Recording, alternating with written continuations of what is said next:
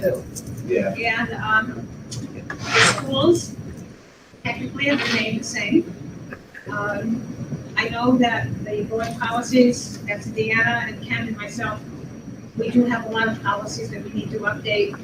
It can be done online, but I mean, if we have a mutually agreeable time, it's probably best if you just sit there with the new book, look at the revised text. You are very busy, so you'll have to let us know what's good for you. Depends on if they're going to keep swinging ones at us like you did this week. What What was was that? so long? Okay, I'm sorry. Board committees. Board retreat. Richard, did you want to say anything about, did you set a date for the board vegetation retreat? Yeah, I talked to, July 30th was what we said with Rick Timms. We said it was a little too early. So Rick Timms was going to do, talk about the 5-year plan and some other things to say that finance.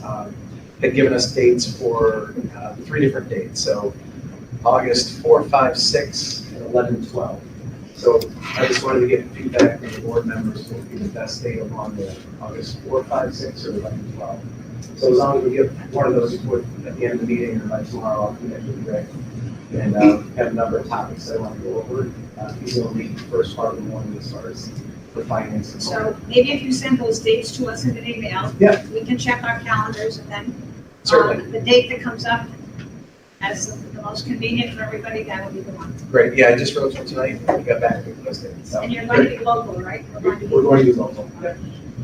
Okay, it's time for our superintendent's report. Great. Well, thank you. I have a couple things to go over. I have PowerPoint that I have, and I also have guests here. So I'm going to let Shad Treat and Frank Montana, we're going to start. They're from Siemens Corporation. And I had worked with Integra LED in my old district and in Boston Stock too, on an energy performance contract where we updated light bulbs to LED and did a really nice job to save money on that. And part of an EPC or energy performance contract, you look for other pieces that you can improve in the overall building. And so these gentlemen have come in talking about an ionizing system. And when we're looking at opening school, this is something that malls have had to do to increase the air purification and the air flowing through that. And so I was contacted and we talked about the product, and I had Stock and a couple others sit in on Mike Rico and Steve Nolan sit in on the meeting. And then I approached the board and said, would you guys like to hear Melly and I and Reverend and Joe Marie sat? We said, yeah, let's just hear what this product looks like. So I said I'd give these guys 10 minutes to talk about what that product could be, how it fits in our current air handler systems, what it would do to improve the air quality, and I'll let you run from there. If you guys have questions, feel free to ask. So, yeah.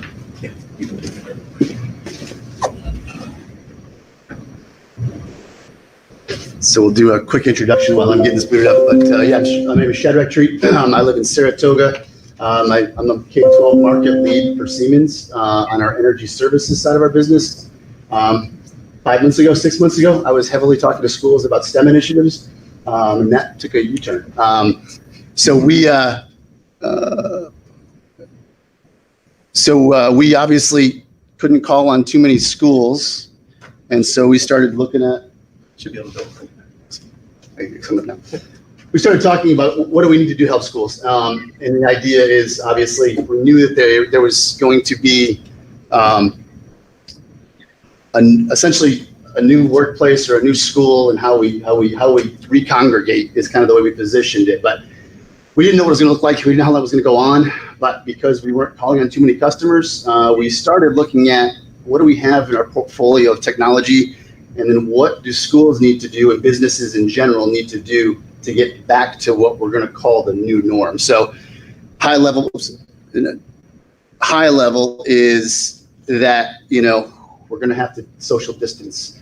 We're going to have to clean differently, and have different expenses and different things associated with making everybody feel comfortable. Because no matter what you do, and if it was a vaccine tomorrow, you're still going to have parents, teachers, and colleagues that all have some kind of concern about coming back into this building. So we'll talk about a big strategy real quick, and then we'll migrate into this ionization platform that we've got. And we would like to, at our risk and our cost, see if it's feasible here and work with your architect who has actually heard this story previously to ensure that we can do it and bring it back to you at a later time. You guys are being bombarded, and in particular, it's good timing with requirements, right? Of having to put together a plan to reopen. So these questions have probably already been asked internally, but the big ones come back is, how do you support social distancing in a school district? How do you purify air? How do you clean differently so that people are comfortable? And then the other trick is, how do you pay for this, right? That's the real struggle. We've got to figure out, where does the money come from? So when we talk about SED and compliance, there's vaguity around what we're seeing, right? We still don't know exactly what's coming from Cuomo's office. We have the health side of it, but what does the reopening look like? So we're here to help in this conversation over the next 2 weeks as you put this together. You let us know what you need. If it's evening hours, weekends, we're available to help consult through that with the plan and how you want to devise that. There are many approaches. So these are what I call random acts of technology, which you guys are being bombarded with. You're probably being told there's tools for everything. And there is, and some of them are great. Some of them don't work so great. Our recommendation is step back before you do something and make sure it's scalable and it's the right outcome you're looking for before you do it. Because once you spend the money, sometimes you get yourself pigeonholed and you can't scale it out later, or you can't get out of it without added expenses. So again, these are what we're hearing from our customers, and we've held focus groups over the last 3 months with architects, other school districts, and engineering partners to kind of come up with what makes sense for schools, because schools are different than other municipalities and higher ed. You guys are dealing with things differently as they are. So we have a good technology bundle, and we'll talk more about that here in a few minutes. There's 7 areas of focus that we're targeting. We're going to talk about these 2 today: reducing the spread of the airborne virus, and then also improve air quality. We'll kind of talk about this. The only thing I say about this is, whatever you guys do for a plan and reopening, our recommendation is find a way to show it. Not just communicate that you've done this. That's an important piece. But can you demonstrate it on a screen somewhere? Can you demonstrate it through these tools that the kids are using? And there is technology out there that does that for almost every cleaning solution out there. So we'll talk more about that later on. But when you're formulating that, I think it's going to be a key component. Even if you guys are able to reopen and you pass all the requirements from Cuomo, I think you still want to demonstrate that with the technologies that you have. And I don't mean to get mundane in this, but I just want to make sure we understand kind of what the challenges are with COVID-19 and what we're seeing is why it's an issue. Because again, I wouldn't say it's false information, but there's confusion at all levels about can we just filter it out? And putting these heavier duty filters in place, does it really help? And the answer is yes, but the understanding of the challenge is probably going to help you understand that. So this real quick is, if we use a human hair and the COVID virus, microns, I'm not sure what microns are entirely, but they're small. But if we look at it as a human hair versus the COVID virus, this is essentially a semi-Mack truck driving down the road. The size scale to this is a sugar ant. That's the problem we have, is when we try to filter this out, it passes through a majority of the filters. So when we talk about reopening those malls and putting in the heavier duty filters, we've got to either find a way to filter them out, or how do we expand and make that virus bigger so we can capture it in your filters. And that's what this ionization tool is going to do. It's very natural. If you guys go to the beach, you go to the mountains, ions are being created there. If you go to a waterfall, you just, that feeling of freshness, that's the ionization process in simple terms. So it's created all the time in our world. And the negative aspects of ions that you've heard about in the past is the ozone ionization process. That's bad. That creates the positive charges that affect your breathing systems, things like that. But natural, negative, and positive ions happen all day long in significant magnitude. That's a good thing. We need that, and there's significant benefits to that. O2 prime is a solution, and it's called needlepoint bipolar ionization is what the actual term is. And there's very few manufacturers out there that have this designation, and there are very few that are ozone free and work the way that this does. And we've got a lot of reports that we can showcase on the effects of ionization, and that's coming up here shortly. But in simple terms, this tool in your air system creates positive, negative ions, and those react in the form of hydroxyls. And those hydroxyls go in and attach themselves to pathogens in the air. And they essentially make them inert. So they kind of suffocate them, make them inert, And then the byproduct is water vapor. So that's the simple terms of how ionization works in relation to viruses and bacteria. So we actually started looking at this over a year ago. This technology's been around for about 10 years, but we started looking at it when MRSA became a big issue on ships. And we started targeting using this for our recreational, which we can no longer do, but the recreational side of our business, where we're going in and working with Disney's and Carnival Cruise Lines, things like that, because they were always fearful of a breakout of these viruses. Particles, if we talk about the particles, hairs, things like that, how it really works is when we talk about that small, 0.125 micron, what happens is in the air, those particles, when they're ionized, attract each other. So what you do is you get these really minuscule particles, and they attract themselves to each other, and we get an agglomeration of the particles, make them bigger. That's when we can actually filter them out more effectively. So that ionization process helps support the making them inert, but then also makes them bigger and easier to pull out of the airstream. And that's what we think is, if we just put these massive filters in your air system, it's going to affect your building control system that you have in place. It's going to affect your energy usage and even just how you regulate the spaces. So there's some challenges with that. We're saying we need to do the right things and not just go and jump in and just buy the quote unquote right air filters at this point. I'm sorry, I'm kind of chugging along to make time. Any of this make sense at this point? Any questions at this point? Any questions? And feel free to stop me. I can ramble on. If we have a clean room at 100,000 parts per million, what are you talking about here? This was in a clean room environment. How many parts per million are you saying that for COVID micron unit is? You do clean rooms. We do clean rooms as now. That's not your group then? It's not me specifically. Oh, so, but I can take your question and get the right answer from the right group in regards to that. So is it when you're talking about the clean room space, you're talking about Right, so I'm just wondering, because I was on an away team or an advanced team up at in New Hampshire last week, and I saw Siemens everywhere with the ionizers. Yep. Because I guess the guy that they were going to bring in, he doesn't like wearing a mask, and so for the event at the Air Force Base we had up there. But I'm all for something like this. I think we ought to look at the numbers though, Right. because Absolutely. I'm not hearing it out of state ed that they're going to be coming forward. They're expecting us to eat a lot of this.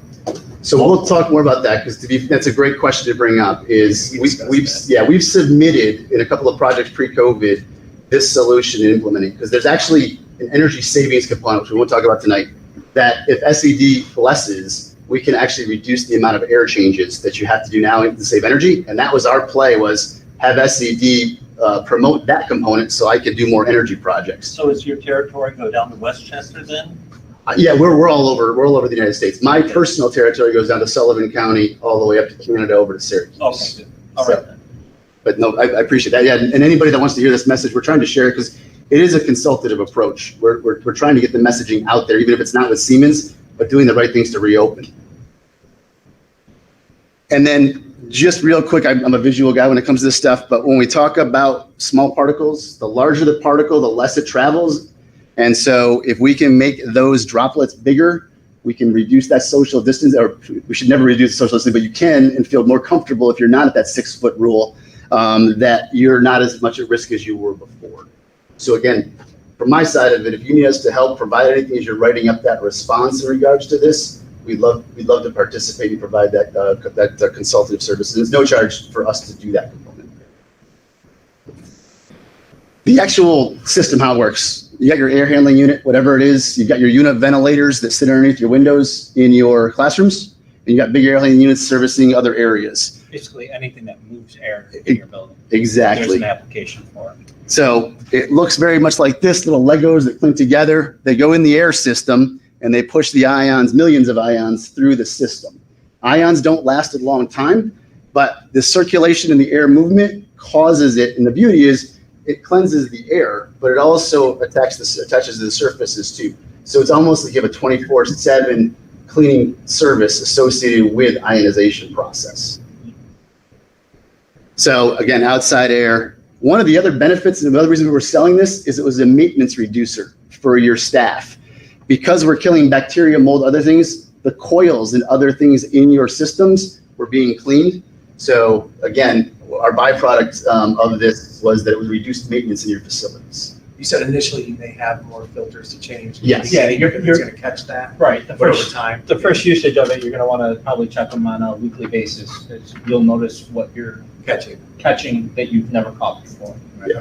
And we've seen filters come out completely black, and it's scary to think that that much stuff passed through that filter prior to that. We have a couple test pilots in Albany within nursing home facilities and adult care facilities right now. We've been measuring the air particles. We bought a $7,000 handheld device that measures air particulates within a room. And we've seen the drops and just air particle transfer. It's tremendous. And I think we mentioned that, we can do the same thing here. So we do a pre-test to see where we are before we even install the unit. Right? And we do another pre-test before we even turn it on. Just as, and we're very transparent. This is what happened. Again, we're in the same market. We turn it on. A day or two later, we come back and do post-tests. We'll do as many post-tests just to show that, again, we're talking about invisible technology. People want to see the proof, right? Can't see it physically unless you go look at the air filter or look at the numbers that you're producing within a space. So We also have the ability to link it to a building automation system. And Correct. So just to go through it, anything that pushes air, we can put it in. Even your hand dryers, if that becomes viable to do, which isn't currently now under the regulations, I don't believe that we're seeing, but anything that pushes air, we can put this in. And I'll send you this to you guys so you have it. We did some testing, lab testing on this, and the results just came back that it's got about a 99.4% kill rate in 30 minutes on COVID itself.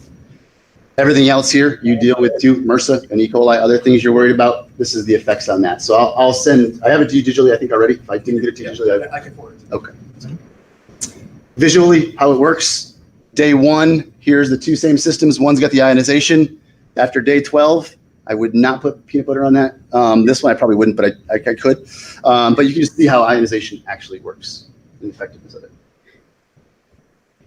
Real quick on this piece. We have 150,000 successful installations. It's a mature product, as is all the products we would talk about with you in this strategy. So when we're talking about this, the key here is if you hear anything on this, make sure whatever you're talking about for technology is ozone free, and that it's got low to limited to no maintenance, because there's other solutions out there.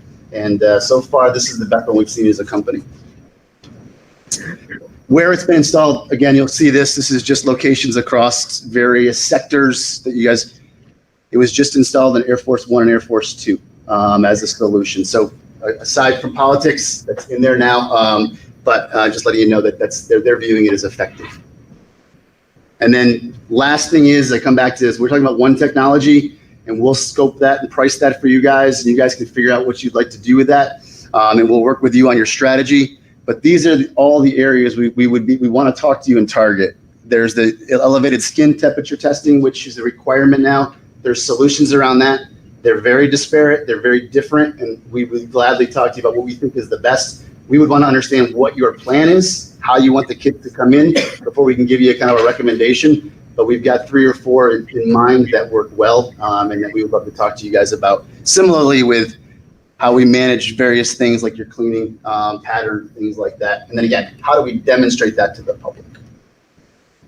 And then very least, because I love the STEM side of things, we have kits available that we're putting out around many of these technologies so you can use your living lab within your facilities. And we'll talk more about that later. Thanks. Are there any installations in the area? We have 2 pilots.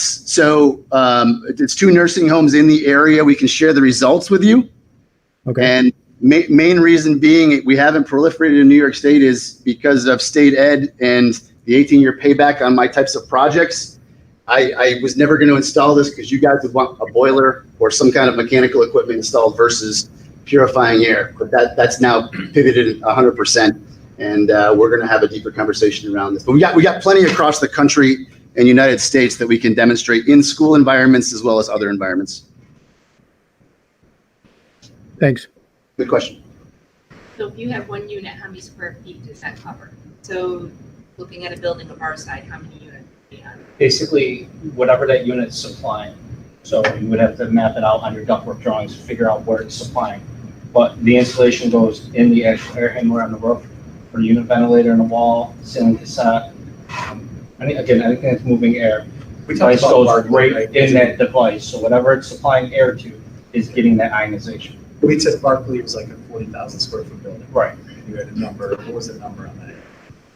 We discussed, and then Stash's number of air handlers might have been 8 or 10. Oh, so we were talking, like, we're doing a facility, an engineering facility right now, it's 7 air handlers on it. Yeah. All of them are 5-ton units, and it was all in, it was $40,000 to do this for them. So our And small, they That's will all have- in? All in. No way. well, that's a small. And that's actually in Long Island, so that's using New York City rates for installation stuff. So there's really, the comparison up there would be slightly different, but this is also a bigger footprint and you have more buildings. And you also have less central air, right? If we're talking about all of your That's rooms, the true, unit yeah. ventilators, that's gonna be slightly But different. he's still saying he's got 5-ton units, 7 of them that he's putting in. And And a 5-ton unit, it's a very simplistic installation. Right. We're, I think, averaging an hour and a half on the install. What about maintenance? We talked about, there's a bar. So, Right, that's. what's maintenance, again, the filters are your maintenance issue. Right. All right, so you're gonna wanna periodically change those, so you start seeing a pattern where they're cleaner and they're staying cleaner. The ionization bar, it's a once-a-year wipe down. Okay. Or if you're up there changing a filter, just wipe it down. I mean, you're in there anyways. So we have a What's your contract. warranty on your? And it actually will outlive the unit, probably, the air Okay. handler. So what's It's the a years? low voltage unit, it takes no power to run it, and it stays on constant. So even if your units are ramping down, slowing down with airflow, or they turn off, those are still staying on, because there's still natural airflow going through that equipment. So that ionization bar is always on. And what is the warranty? Is there a number of years for it? If it fails, Siemens is gonna stand behind that. So does it have the capacity to, like the gymnasium? Could it clean that? Could you have sports in there? Yes. Again, anything that's moving air in your facility, anything that introduces air into your facility, we have an application. it's a for. continuous cleaning cycle, right? So when we say Yeah. it's cleaning it, you're still obviously gonna need to use your janitorial staff to clean things effectively, but Right. this is that added continual. But it wouldn't be necessarily effective if you had two basketball players fairly close to each other. It's not going to be able to eliminate No. that. Because That you would be still have droplets in immediate contact. This is Right. cycled over 30 minutes in a lab environment. So if you're talking a gymnasium wide open, you don't Yeah. have that immediate kill of the ionization process to it. So it would not satisfy that, but it will satisfy cleaning it over time, a 24-hour period, as long as the air is flowing through the facility. So it's an added benefit, but So it's an added. It's an added benefit. Is it? I would assume it's effective against flu viruses too. Yeah. And in the presentation, there's a whole page on the various types of bacteria. There's actually a longer list I can get you guys, but those are the main ones. Okay. Yeah, I'm gonna get here. Okay. Plus, on top of it, our gymnasium here, and none of our schools have air conditioning in them. Yeah. They're heated units only. I mean, now, if you can throw in there cost, a nice air conditioning unit. I like this Well, approach. To be fair, the bigger strategy for us is if it was authorized, we would do an energy assessment of your facilities at some point and dictate in what we would target for an energy project. That's, right now, we want to address the immediate needs of reopening, and then we'll talk about whether or not it's. So are you going down even to the cleaning level to where you bring in those backpacks with the, that they're using now for the spraying? We typically don't. So we're more on the energy side, and what we can supply, because the energy pays for the products that we put in place over the 18-year period is how our business works per SED guidelines. So that component typically doesn't fall under us, but there's tools that allow us to show where motion trails occur through your building. So Right. then you can direct your staff to go to those, and you can also demonstrate it on a screen or a phone that here's where we had the most motion trails over the last 24 hours, and we cleaned there.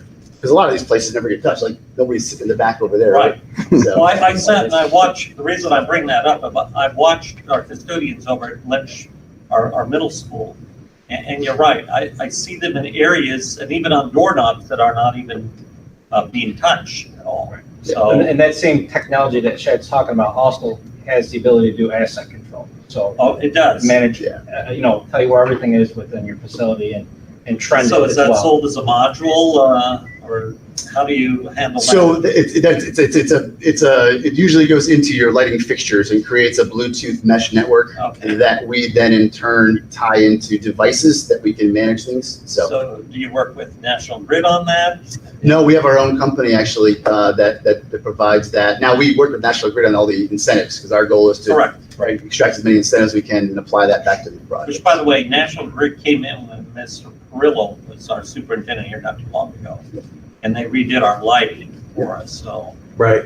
um, And that's generally one of the things they do with the EPC is that you change the lighting, you make up the difference in the money in that investment. Yeah. But we talked about air infiltration, about the building envelope, Building some other envelope things we can doesn't look often at. get touched. The good news for you guys is you guys have done a lot of work in your capital projects. Right, so already. it's very good. But there's always low hanging fruit we can go after with building envelope, which is underneath your doorways, on your soffits, on your roof, there's lost energy. We can go and look at those. There's controls we can put on your freezer controls to make them more efficient. Your booster heater, your kitchens, your ovens. There's things we can look, there's always something we can find. Like load management, Reverend's got a question right there. No, okay. No, No, I was just adding to it. so this question is more directed to Mr. Purdy. Yeah. And paying for this, is there any way that we can look at our current contracts that we have now in our building program? Yeah. And perhaps use some of that? Within the capital project now? Yes. Yeah, Yeah. we've talked about that. There could be some room within that capital project with incidentals and things that were put aside for that project, if there's that possibility. Right, we could take things, we could take scope from there. could do a build it cutout into from an that, right? EPC, cut it out and allow you to do other capital projects, because EPCs essentially are paying for themselves through the state. So, yeah, there's avenues to look at and investigate. It's a good question, yeah. So there's some room there, but they'll also do free of charge a walkthrough Correct. if you give approval to look at the buildings and see if there's opportunities for that energy performance piece that we can do in the future, so. Yeah. Okay. Melanie, yes, Dr. Bush? I'm the skeptic. Yep. Okay. I question everything. Really have to, really have to have your answers because I'm not a trusting person. Okay. Now, COVID has come into existence, well, let's say December. This is now June, July, and we're struggling to have a plan for having our children come back to school. So you've talked about ionization, you've talked about the process. You've talked a little bit about the COVID virus, but where is the proof, I guess, where is the proof that what you are proposing for our buildings is really something, I would hate to have something come into our district. This has happened to us in the past. Wonderful, wonderful programs. They're supposed to do absolutely beautiful things. Done, okay? And so in the meantime, a lot of money has been expended, but the bottom line is we want health and safety for our children and our staff. So I guess, how do you prove that what your product, what you have as a product is really going to be sustainable, not something that requires a lot of maintenance? I guess those are the questions that I'm looking for.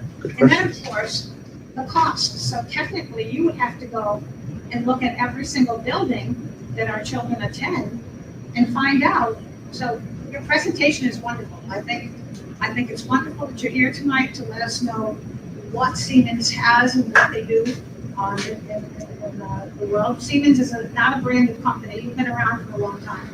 But those are my questions. Those are my questions. And So I'll leave it's good to everybody educate us. I'll leave everybody a business card tonight too. So if you come up with more questions as well, email all those questions and we will get you the responses that are required on that.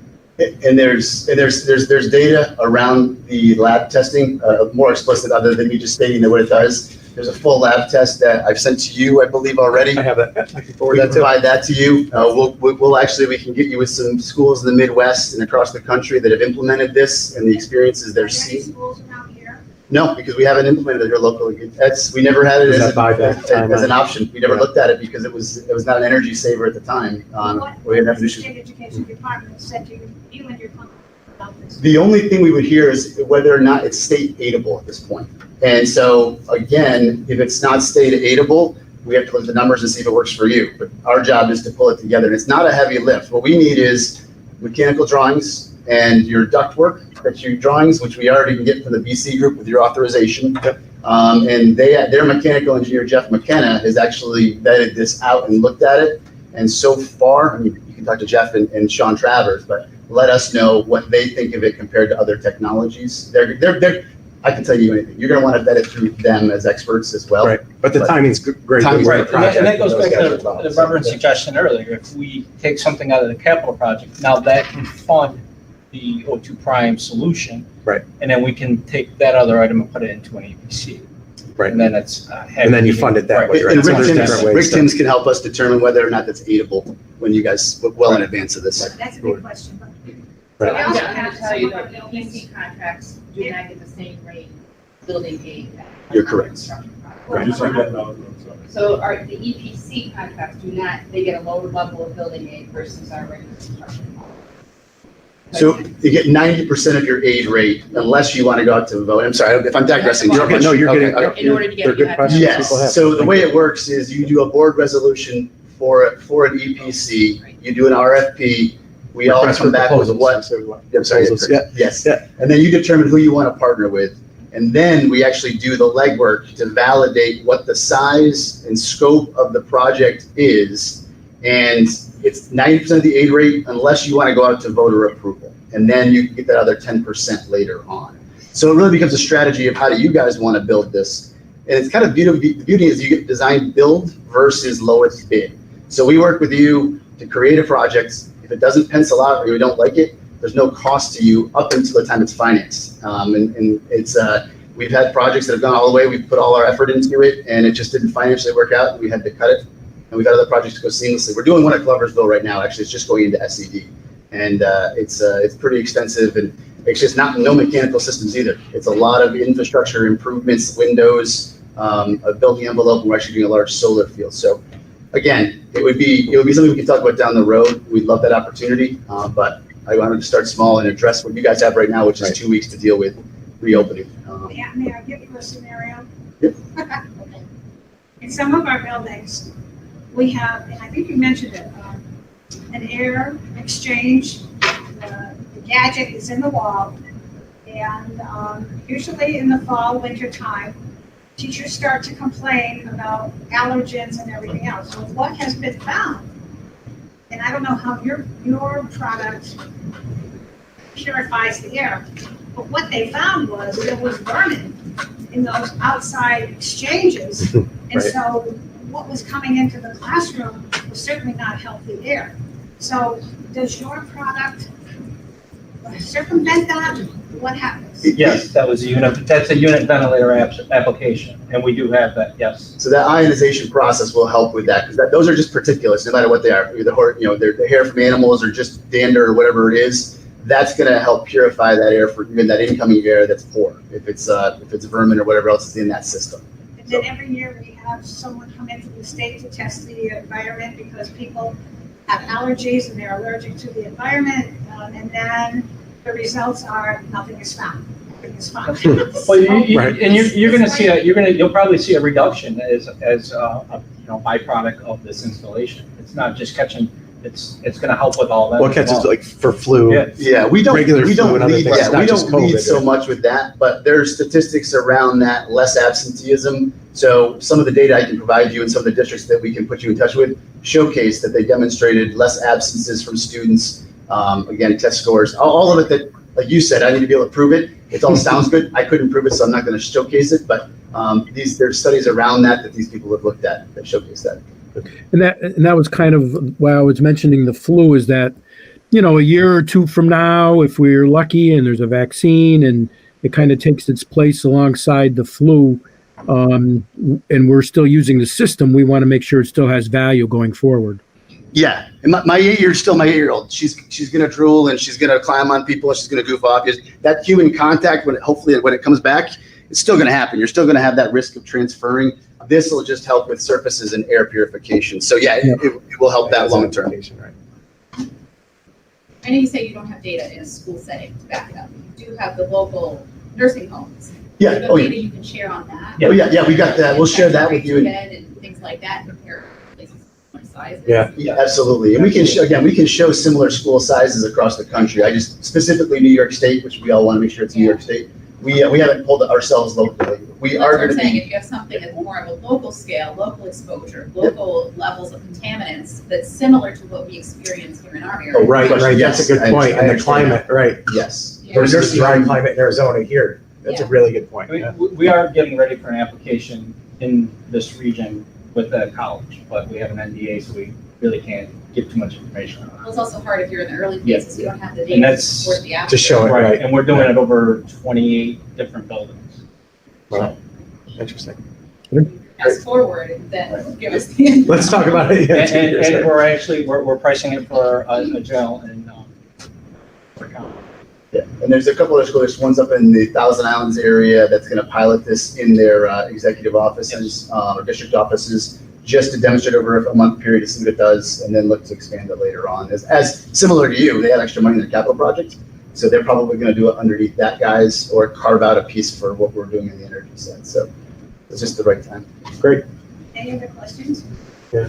Well, thank you very much. for thank you guys. Thank you for Thanks the for opportunity. You want to Chad, thank leave you. cards or leave? You can leave cards and I'll distribute them. Yep. Yeah, and Chad and I also talked about solar, because they're involved in that on a higher level too, so I know it's something we may have looked into, but that's opportunities for some type of revenue source for us, and to have it, use the footprint that we're putting out for the regular fossil fuel, so, and I actually put him in touch with my brother who works in the solar field, so we're doing a cross-country arrangement there to work together, so, nice, thank you very much, guys. Thanks for the opportunity. Break, am I all right to write some money? Good? Okay, great, thanks for all the questions. Here we go.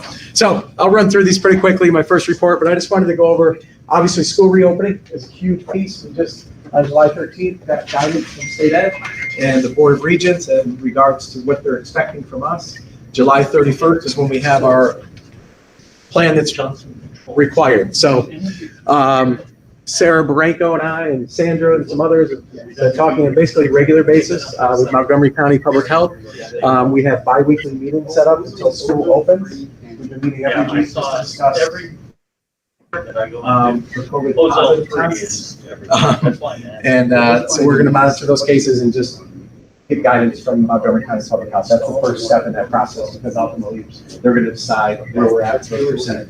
State Ed put out the original guidance, it was 0 to 5% one tier, 5 to 9 was another tier, and after 9% positive cases, you're shutting down.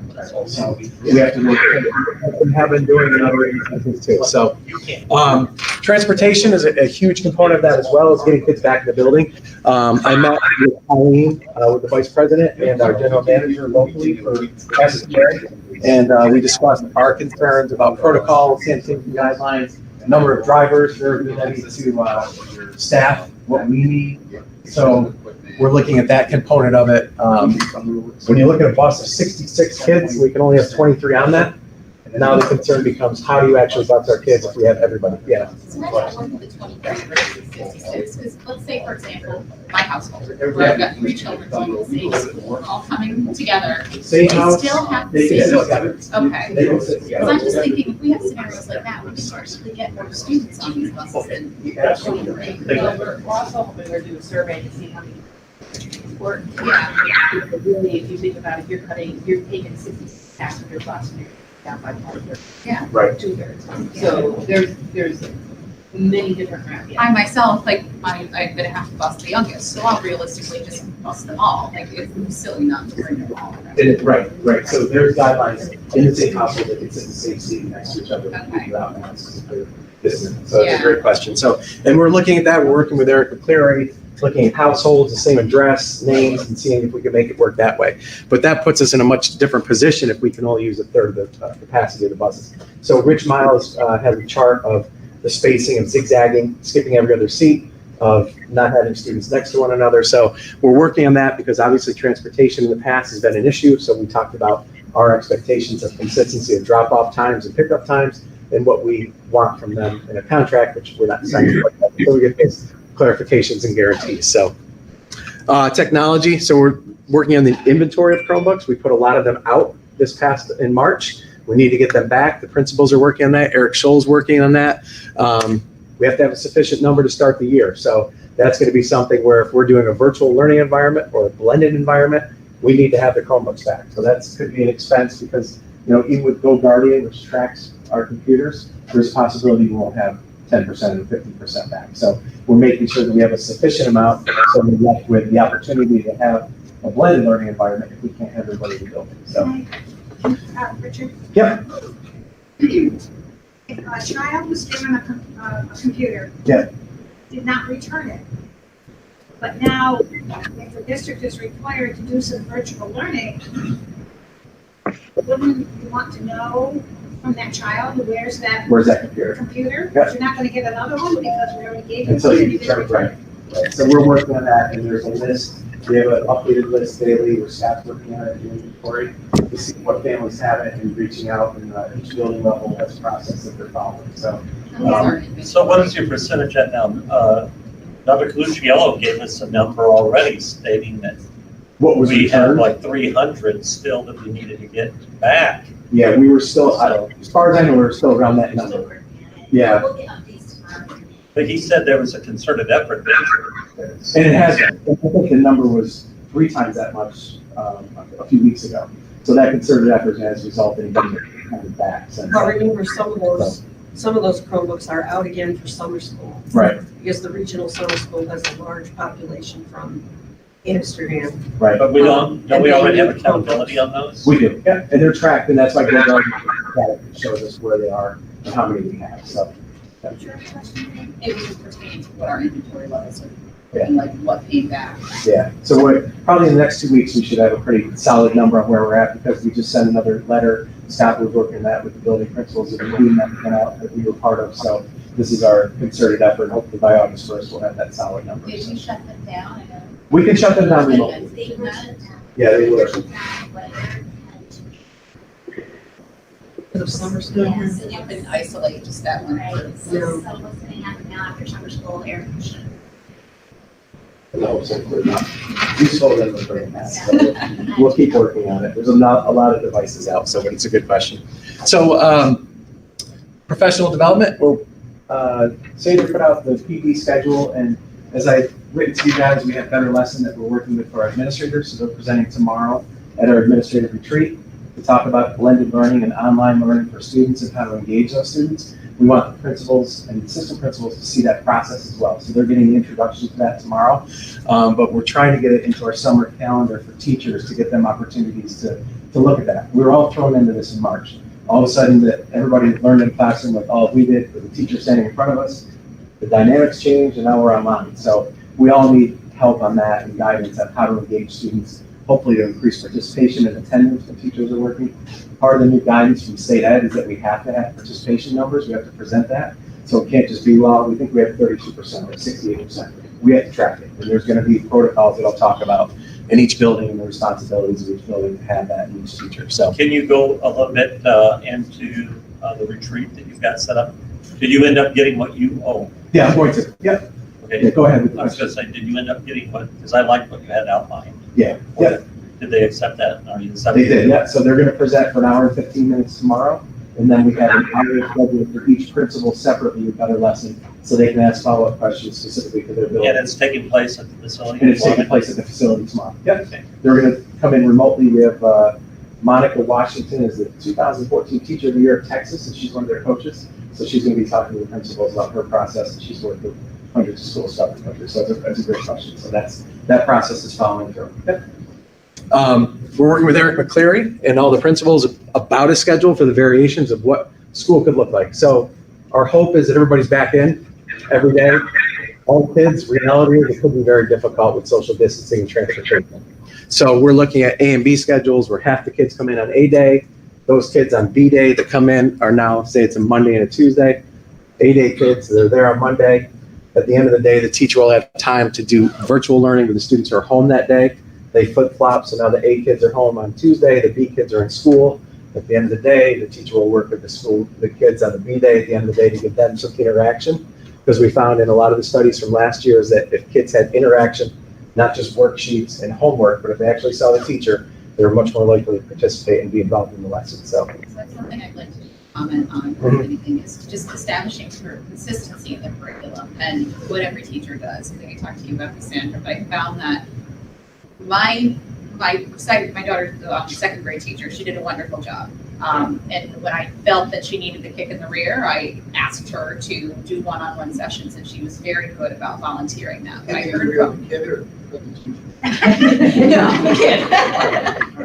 I heard that. But I have heard that there are a lot of other second graders who did not experience that type of environment. Right. So what are we doing for our teachers and just trying to establish some sort of standards of teaching? Because this is new for everyone and it's just difficult. Federalists also this the teachers, update, get some training on so Right. it's gonna help. Hopefully this out. And to add to that as well, one of our things we retreat tomorrow, we're talking about administrators, is that vertical alignment, that their grade levels are lining up, and also horizontal across the building. So we're trying to get away from those silos to make sure they're teaching the same material, same common language, same expectations. So when they go to middle school, they've all had the same process. It's not a mix of expectations and language. Haven't we been on that though for a couple of years? Okay. Something always be worked on, so yeah. We'll try different strategies and continue to work on it, but I think it's incredibly important too, so. For the summer schools, I work for BoE Summer School every year. They have an A and a B day. The teachers do live Google Meets on the A days, Monday and Wednesday. Yeah. And then on the B days, Tuesday and Thursday, they're doing activities in Apex, which is an online learning. I mean, I'm not gonna make any comment about the program itself, Apex, but there are other programs you could use.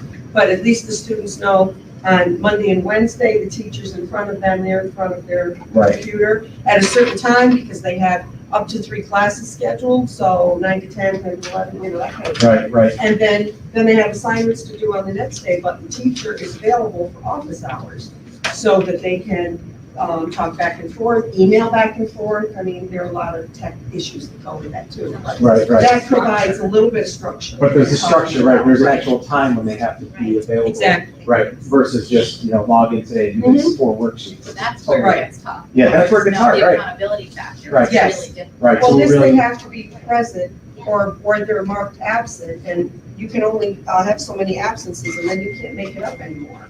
Right. And if you don't make it up, you lose your shot at state exemption. You know what I mean? Yeah. Right. You have to be there. Brett, did you have a question as well? No. Okay, just want to make sure. So, all right, I don't want to take up too much time, but so we're looking at those schedules where we have half the kids on the bus, half the students in the classroom, and it would allow for that time for social distancing, and then on transportation as well, because we can't, unless we have 3 or 4 runs in a day, have all the students have that distance on the bus. So we have a lot of variations of it. I've asked the principals to look at the guidance from the state. On Monday, I sent that out to them, so we'll be talking about that tomorrow as well, what ideas they have, how it would work with their building, also adhering to the contract and making sure the teachers have their playing time, their uninterrupted lunch, and all of those things. So there's a lot of pieces to it, but we'll continue to work on it until the document's due July 31st. Our expectations in a virtual world within each building, an attendance officer, somebody who's going to follow up with families that are not attending and participating, equitable access to make sure our students have access if we are in this virtual learning model. Does everybody have internet access? Does everybody have a computer? Can we get hotspots, which we gave out a number of hotspots. Loversville gave out a lot of hotspots in the past. So we have to look at that equity of those. Transportation is a huge piece of making sure we have efficient model for that. So if we have families that can ride together, I'm going to show you the survey results. Do we actually need as many runs based on the number of families that say they're not going to use transportation? So do we get something written to say that they won't be using transportation? We'll look into that so we don't have empty buses running with 4 kids. So we're going to try to make sure that's an efficient model that we follow. How we follow screening for visitors. Colleen's working on that with passive systems to make sure that we're, have people at the door and not on the bus, but at the door to make sure if somebody is ill or has a temperature, that we have an area to put them in and to work on that part of it. So there's a lot of pieces. Constantly communicating with parents, and then classroom coverage. So those immune compromised staff, We might have shortages of staff and somebody that can't come in. And so what do we do about that? Substitutes might be hard. So there's a lot of pieces we're looking at, which again leads to half the kids in the day, makes it a little bit easier than all the kids, so.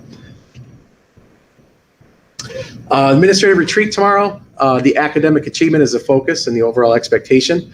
We're gonna talk about the use of data. And so we're gonna look at some of the reports that the state produces for us that drill down to the actual standards level of what grade level, what student, what teacher students miss certain questions, to really get into that and have our principals and teachers used to using that data to inform future instruction. So we don't just talk about it, but the expectation is you use it in the future, so you know where your kids stand. We also know in the fall we're gonna have huge gaps. There's a disparity of those students that were participating and those that weren't, and those kids that might have been ahead before. So we know that that's gonna exist too. So the importance of knowing where our kids stand and knowing what interventions they need is gonna be a huge part of it. So we're gonna talk about that. Effective feedback, if we're having administrators give feedback, we want it to be actionable. We want it to be something that can improve teaching, that's consistent, that they find is helpful. So they just go in and look at something positive or something that they can improve instruction with, then what are we doing? So we want it to be something that really improves overall instruction, is consistent. We're gonna talk about the reopening process and the guidelines for each building, which can differ. As I talked about better lessons, it's gonna assist with how we actually engage students in that virtual world. And then there's a legal update that talks about all the other pieces of COVID-19, the guidelines to follow, the expectations for every piece of it, of wearing a mask, of how if a student is ill, if a staff member is ill, what time they can take, what that looks like. So that's an important part of that too. So they're presenting tomorrow morning at a retreat as well, and asking any questions the staff has. So it's a pretty full day. We have Nancy Andres coming from CASD, who's also going to talk about more data within that too. And Sarah Barenko is going to present from Montgomery County Public Health to talk about her side of it. So it should be a pretty full day. And just quickly, my community visits, Mayor Sequanti and I had a very nice meeting. We have some ideas on what we want to do for the project. There's a canal project that they had funding for. Talked about getting our students involved in the engineering component of it, the artistic part of it. We want to do a walk of fame, and maybe our students could help with how that looks on the sidewalk of this new park. So he had a lot of ideas. I had a lot of ideas. We said we'd follow back up after the madness of COVID ended, but so there's a lot of potential there. I was contacted by the CEO of Hill and Marks, who talked about potential that we could work together to see what opportunities we have for our students. I have a meeting set up with the gentleman from Sticker Mule. Chief Thomas and I are meeting on the 17th. Nancy Rad, who was going to participate if she could. We're trying to get closer on that health clinic, Hometown Health out of Amsterdam. Might be an opportunity for that, which would be really important. And then the Educational Foundation, we took the first steps. Joe Seiss, who's going to have a new office just down the street from Mr. Meisick, has offered to write up the 501c3 paperwork for free and be involved in the organization of that. So I think it would be great to have in the future. It'll take a little time to build that, but and the Educational Foundation will be part of that. So last thing for me, we did a survey that Nancy put on the website. We got 868 responses. 490 said my child will not be riding the bus under any scenario of our 868 responses. 183 said they will ride the bus under any scenario. They'll be on the bus. 182 said they'll ride the bus if there's social distancing, and then 13 were left blank. So gives us some feedback of what we can expect. Almost 1,000 people, but more than half have said no matter what, they won't ride. So Very good survey responses lately. pretty quickly, yeah. Yeah, what? You know, the other thing to think about is that half that said they won't be riding the bus, they could also be saying, my child will not be attending. Right. That's something. I've had a couple emails that say they plan to homeschool. So you could have that scenario as well. Or can they demand online learning instead of coming to school? Do we have to provide that? If we meet the guidelines of Montgomery County Public Health, we have school open. So they couldn't demand that there's virtual learning. Okay. So I think for a period of time until people are comfortable, we'll reassure them that we're safe to open and work on it in a blended mode. That's why we keep saying blended, flexible, all those buzzwords of sorts, but we really need to be flexible in the beginning. So they couldn't demand that they're not going to send their child, but unless they submitted the homework, the homeschooling paperwork, which is an IHIP, which is the intent for homeschool, right? And so there's a whole process to that thing, but we've had a few of those requests too, so it's a really But I good mean, as question. a public school, we have to provide We have to provide an education. instruction for them. Yeah. So if they're afraid to come to school, we have to provide, yeah. Yeah, we do, so. Okay, Can we competition principals? that's what we're, assistant principals is what we're looking at. Yeah, for each building, you want to be able to do hours of participation, attendance within those virtual classrooms, so, thank you. And then just, Are you taking out, an assistant principal in one buildings? that was already in the budget, which Tracy is no longer an AP, Yeah, at McNulty, so, what, Amy, sorry, Tracy. Amy, Amy? Yeah. Okay. Yeah. So my question is, who's going to be doing that if? oh, Eric would have to help, or maybe we could assist from central office, so. She was 0.4 or 6, She's a 0.6 at our team, and 4 here at office. but right within that building, we have Right, to. you might have to assist, share. yeah. Especially if students aren't in the building, so now there's time allocated that they would have free to be able to assist and make phone calls for us, you know. The building's half is full, they certainly can assist with that, so. So one thing I noticed, Mr. Verdi, is it's a beautiful presentation. I really like that one. But we've got a major issue going on with special ed, and you didn't have any, unless pointed out, I may have missed it, but you didn't have any bullets on what we're going to be doing for our special ed students out there. You know? Well, that's part of our plan, that we have to submit for the state plan, we have to submit what we do to engage Correct. students with disabilities, so. So you No, I didn't have it in this outline- presentation, right. All right. Yeah, that's not part of, we haven't, that'll be your part to work with together on it, and it's a great question, so we have, 600 kids or more that are our special ed population, so. And Rich. we'll continue to collaborate on that for sure. Our goal, as you know, and I'll speak more to that, certainly as we move forward. But, I think we've all had concerns about how our students with disabilities have received their education in a remote environment. Right. So our goal, especially for our special class students, would be to have them here as in person as much as possible. Maybe that will be a B day for those students, maybe for those special class students, it would be every day.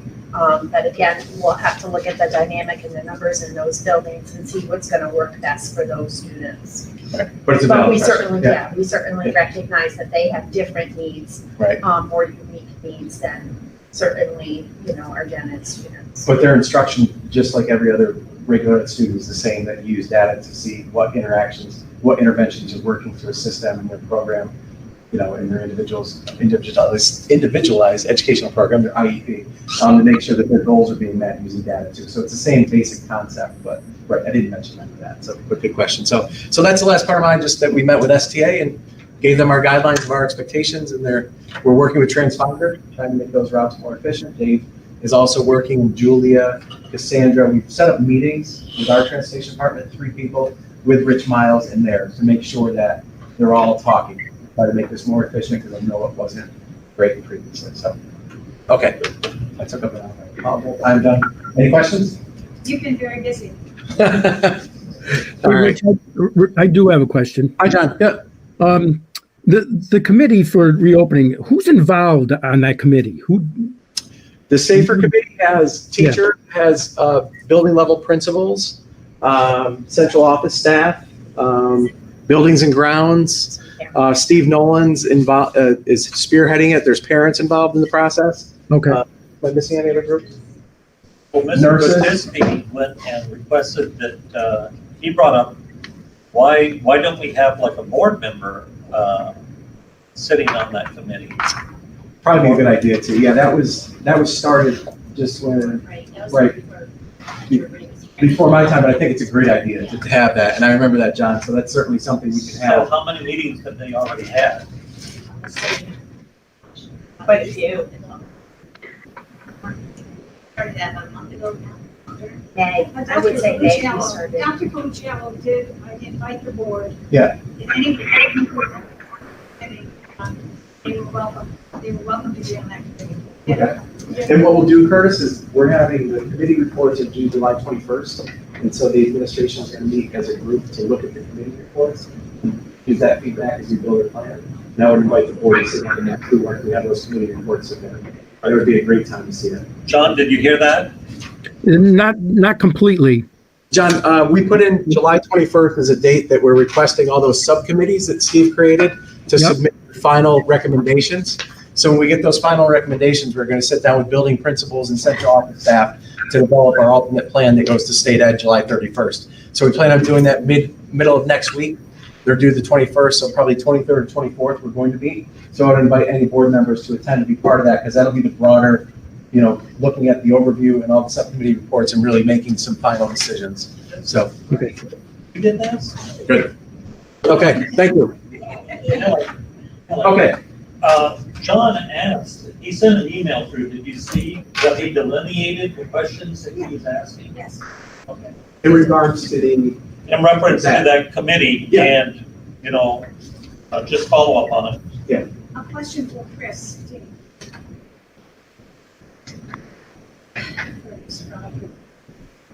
Because you have a limited number of children in certain special education classrooms, I don't know if you would do the AV plan. Correct. Because technically, in some of your classes, you There's only have a 12. maximum of 12 children. Correct. So you don't have to exclude any of those. Those Correct. children who come every day, and most of them, for the most part, have a special ed transportation. Correct, correct. So the transportation's a whole nother bailiwick other than what he's So- even bringing up, so. And not all, certainly not all of those students have special transportation. But I would agree with you, in a class of 12, there would be no reason that they wouldn't be able to come. And from a social distancing perspective. Are you giving us a PowerPoint presentation today? In my opinion. Yes, are you like that? No, I'd like to copy I'm not that that if you can, fancy. because I'd like to see where we're going with the special ed. We're getting down to the wire here, and I'm looking at other districts, and it's like their main focus. They've got, the superintendents are all driving the special ed portion. And how many do we have, students, 600? Or around 655. six? So I mean, that's a huge amount. So again, what I would say to that is our goal is to have our students here, all here, every day. If that blended model is what we end up going with, again, looking at the population of special ed students who might be able to participate in the blended model and who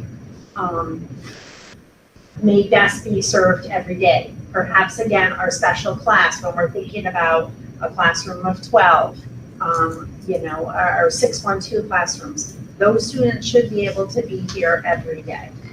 So, Some of them, whether they're an A day or a B day, They if wouldn't they come, if they come on a regular bus, they could come every every day, day.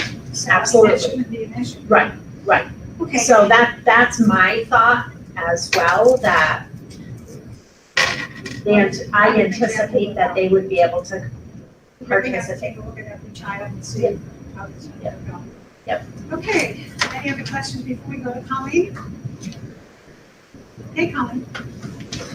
So, all of you received the packet, which had the new the uniform grant guidance. In order for us to be in compliance, we have to review that and adopt that policy manual, because it is a requirement to receive IDEA funding, and we also will expand to federal funds. We are going to have a desk audit, and part of that is required is that we do annual training, which my hope is just to provide the document for everybody to read. It's a key part of the government giving us any of our funding. So we have to adopt the policy manual. We will have to have procedures in place. I will have to supply that part before August 1st down to the IDEA office. So everybody has a copy of that. Along with that, included in that IDEA guidance, we also, even on our federal line, is show more of our purchasing guidelines. We do have board policy that is proposed, but we're asking Erie One BoCES to revamp it so it's a little more concise. So whenever we can get that available, we'll have that up for adoption. We do have an original. That would be a priority as far as the new policy next time. And if this is July, I don't know, can't have a special meeting, we would. But there is a section that says that if the board chose, we could just do the first reading and accept it as it is. And I think in this particular case, you may not want to wait until August. We'll see what happens. But right now, you're waiting for your negotiators to come back with a revised. Yes, Lori brought it up to them today. But in the so- meantime, you have something when they come in and do the That's correct. I can demonstrate at least that we have it. I mean, it is really part of our regulations, but in this guideline in the books, you have to show the policy in there, so it's better to incorporate it into the policy because it's a little more cleaner, because you have to go through the base regulations and whatnot to purchase them. Okay.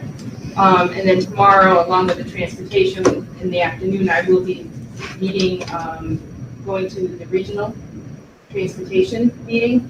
So hopefully, my hopes that we'll get something that maybe possibly some of our neighboring districts, we can share ideas and maybe share some of the transportation runs.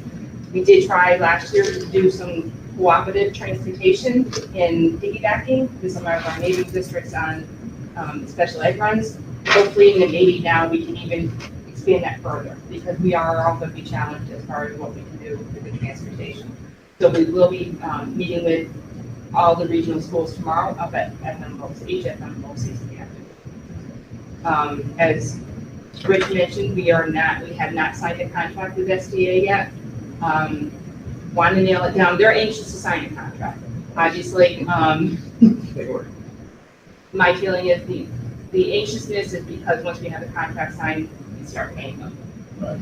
And until I know what the definitions are, because last year they were going at 35% increase, and if you remember, gotten down to 10%. I have the feeling, obviously, our transportation costs are going to go up exponentially, so we have to control them as much as we can. As far as COVID-19 expenses, I did reach out to OSC to see if we have some flexibility with some of our reserve funds. I'm estimating at least COVID is going to be able to at least support $1 million in some of the expenses. That's on the low end. So if I can get some flexibility with our reserves and pulling some money out of our reserves for the use of COVID-19 expenses, we should be in good shape. OSC has said they have approached that. They have passed the bill in both houses. It's held up at the governor's desk. With the redistricting, how much of an impact will the redistricting have for this September as far as transportation? I don't see it being a big, major change. Taking money away from them because of the redistricting? Eric's projection is it won't have a real effect for 2 years. Until we get to the tail end of it, it's not right. Because we've That's why allowed 2 to still- 3 years, because we allow people to stay in one district, Yeah. so it's going to be some time before you see that. Okay. So that's not what they're concerned about then at this point? No. So- Very small. Doesn't Stanley have good news out of Leonard? Oh, well, Let me get there. All right, okay. I have it on here. all right. So the one good thing about with the COVID-19 Leonard bus sales who we're buying our buses from, they had some canceled orders. So obviously they want to dump some of their inventory. So they gave us a bus that we had a 30 passenger bus, is now a 48 passenger bus. So that we're getting at the same price. We're also getting added features of an AM FM radio, which, yeah, Important, on the ride home. right? Let me get to Right, it. some additional fog lights. They did add some additional features, which is a positive. As we mentioned before, obviously these 2 buses were with the intent of replacing older and retired buses. With the whole transportation situation, we may have to keep these 2 buses, the 2 buses that we retired on hold, and then use those as well. The situation will be, again, the availability of bus drivers. The concern is, you have aging bus drivers, they have health concerns, how's that gonna impact us? So we have a lot to deal with that in January, so. Bus driver license. Yeah. Did you build in, But we pricing did- on that to put cameras on those too? Yes, I made sure in this bid, we have buses. Did you do the under? mentioned a little bit about professional summer 2020 professional development. I just want to give you a little bit of info for summer. If you look at this document, I gave a copy of it. I sent it out to the staff the first week in July. So this year we have wide range of professional development being offered. There's about 76 PD opportunities that include focus on English language learners, online learning, social emotional needs, as well as work in primary areas of high school and middle school. Staff is able to start signing up for PD on Friday at 10, and the majority of the workshops are full. A lot of the workshops have a waiting room. Unfortunately, this year our PD budget is a lot less than it was last year. Because last year we were over 694, and we don't really need this year. So our PD is definitely less this year. So a lot of teachers are reaching out to me asking me, we don't have another session, we don't have another session, and it was do it. So what teachers are really, so you can take a look at it on the time of the PDF that's been offered, and that's about it. I have about PD. Is there any questions, you guys? Can you tell us a little bit about, you're doing iReady training, and it's going to be pilot. When you say pilot, does that mean all the elementary, middle school? So all the elementary, all the buildings are pilot. This school year coming up, so yes, we'll take your training during pilot. So we're gonna try it, like it, you're gonna like it. Because wasn't there a trial run this past? Yeah, it was a trial run this this summer, and extended this year. Free? Yeah. Perfect. Yeah. I'm ready, it's great. I mean, it takes each child at an individual level, and it helps them, Yes. it shows the child how much progress they're making. They're in charge of the big thing first. We're just gonna get like the whole software system. What happens with the STAR? What happens with those tests? So stars, so stars connected to each video. So we're in the middle of talking and getting this negotiating with yours. And we should, we will need at least for this year. So we're in the process of talking to these, But I'm ready, they can do it at home. They have the laptop. That's key, right? Yeah. Yes. Absolutely. And then one more thing I want to talk about is EPP registration. And this is a topic we talked about before, and I want to talk about enrollment. So at this point right now, enrollment numbers are low. Normally, at this time right now, we can only have a waiting list, and this year's not the case. So I want to go over some numbers. So for example, at Curry, we have 18 slots at Curry. Curry's not too bad, we have 17 out of 18 slots filled. Barclays not too bad either. There's 18 slots at Barclays, there's about 13 that are filled. What's more concerning is McNulty and Tepler, so McNulty has 36 slots, so we have about 60 students registered. At McNulty and Tepler, we have 36 slots, we have about 17 slots. 17 students registered, so about 50% of McNulty. So just FYI, our enrollment numbers are low this year. So that means any teachers that we approve may not have a job. Well, I don't think they might not have a job, they probably will have a job, but the reality is they might have the possibility of, maybe it's not the right. How can they teach if they don't have any job? What is our normal enrollment, like the last minute for that sort of thing? I mean, I suspect we're gonna have a little bit of a. Right, so it's July, right, so we still have half of July and August, so, you know, the numbers would be really best. So, quickly, you know, so after the register on Wednesday. You're talking about the regular school year, not summer school, I'm thinking. Yeah. So do we have enough children in summer program to? So there's no reason. Oh, wait, I thought there was. No, not pre-K. See, I can't hear you. You're talking about pre-K? And I was gonna say, Sandra, they can't hear Yeah, I'm you. talking about you. Yes, it's, yeah, so at this point right now, here's pretty much how we, right now it's not full. So have you looked at the underlying causes, like, we're not providing transportation this year Well, for pre-K, okay? maybe, however, that's true, but also COVID-19 is an issue, like, being a 4-year-old, right? If you're a mom or dad of a 4-year-old, knowing that your child has to run mask all day, 4-year-old, that's tough. Yeah. I don't know if I would, knowing that.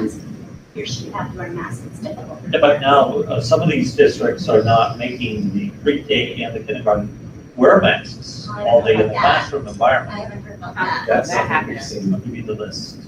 Very well. Well, unofficial. Well, can you give it to us?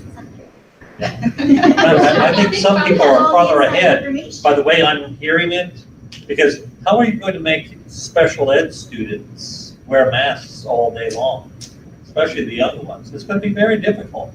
So reality is having to take hold, and that's why I'm concerned. I mean, we only have 2 weeks to get something really good together. Okay, I love their presentation today from Siemens, but I've been in meeting with Johnson Controls, you know, they're far ahead. They've got places that are going already. So it's real interesting to see how everyone's developing and going along with this. But I'm not sure that, say, how can we assure the special ed kids? I think all the kids, it's going to be a challenge. Great. Yeah. Oh, I agree. Well, you know, hey, you're going to have masks available at the door. How many kids are going to come to the door and not have any masks with them? Absolutely. We are required. I was gonna There's- say, there's- we're required to come into the building with a mask. And they're. Right, but if they don't have it, what do you can send them away, but you hand out We'll masks have to them. Yeah. That's what we have to do. Yep, we're working on building Okay. supplies. Which, is that 250? I was gonna ask you, is that 250, is that including all the PPE that you're gonna be bringing in? PPE, temperature sensing equipment. And are you getting the face masks for the teachers, the shields? Well, we didn't go that far for shields for teachers, for special ed teachers. So special ed teachers will have those, We're looking and at- certainly for therapists, you'll need those for articulation. I'm actually, we're working with, state ed. and So you're not ODS. looking at shields for your pre-K and your kindergarten so that students can see the faces? We're looking at regular masks, but We were special ed required teachers, masks, but it's face shields. something. I mean, we'll have them available if If somebody they want to wear decides to them. wear them, but. Yeah. has there been any discussion, and maybe it's off subject, but instrumental? What are we going to do there? Well, That's a topic that's. Wind instruments really can't be used, so having history of music and other pieces of it are going to have to supplement until we are able to use instruments. It'll have to Yeah. be electronic, but you can't use wind instruments. You can't have the students doing that, so. Right. Yeah. Well, that's kind of what I was thinking. I just wanted to know what the thought was. What about choir? Chorus? Can't. Choir's the same thing. Yeah, it has to be a church, yes, because Yeah. Well, maybe top. Yeah. it's gonna be a couple, I think, so. Right, you can't sing in church, you can't sing in school. I done, Sandra? I'm done. Okay, thank you. Christine? So I just have really the big piece that I wanted to talk about today was ESY. Can everybody hear me? So ESY, we're in week 2 of extended school year program, and obviously it remains remote, as you know. Participation was a little bit low last week, has kind of picked up this week. I had some of the staff forward to me some of the different things that they're doing to engage their students. And I'll just pass around some different samples, just so you can see it. They're all certainly participating with Google Classroom, but they're certainly, and I had them take some snapshots, and you'll see it looks kind of odd, but some different manipulatives that they're using via cameras to really engage their students. One teacher created folders and has a Dropbox outside the CSE office for some of her students who just are really struggling to continue that whole online process. They're little guys. So she puts together a folder and then does phone conversations in Google Classrooms. So there's a whole process for that. So just so you can continue to see that, like I said, this week, thanks Lori. This week participation is a little bit better. So our hope is that really that continues to grow.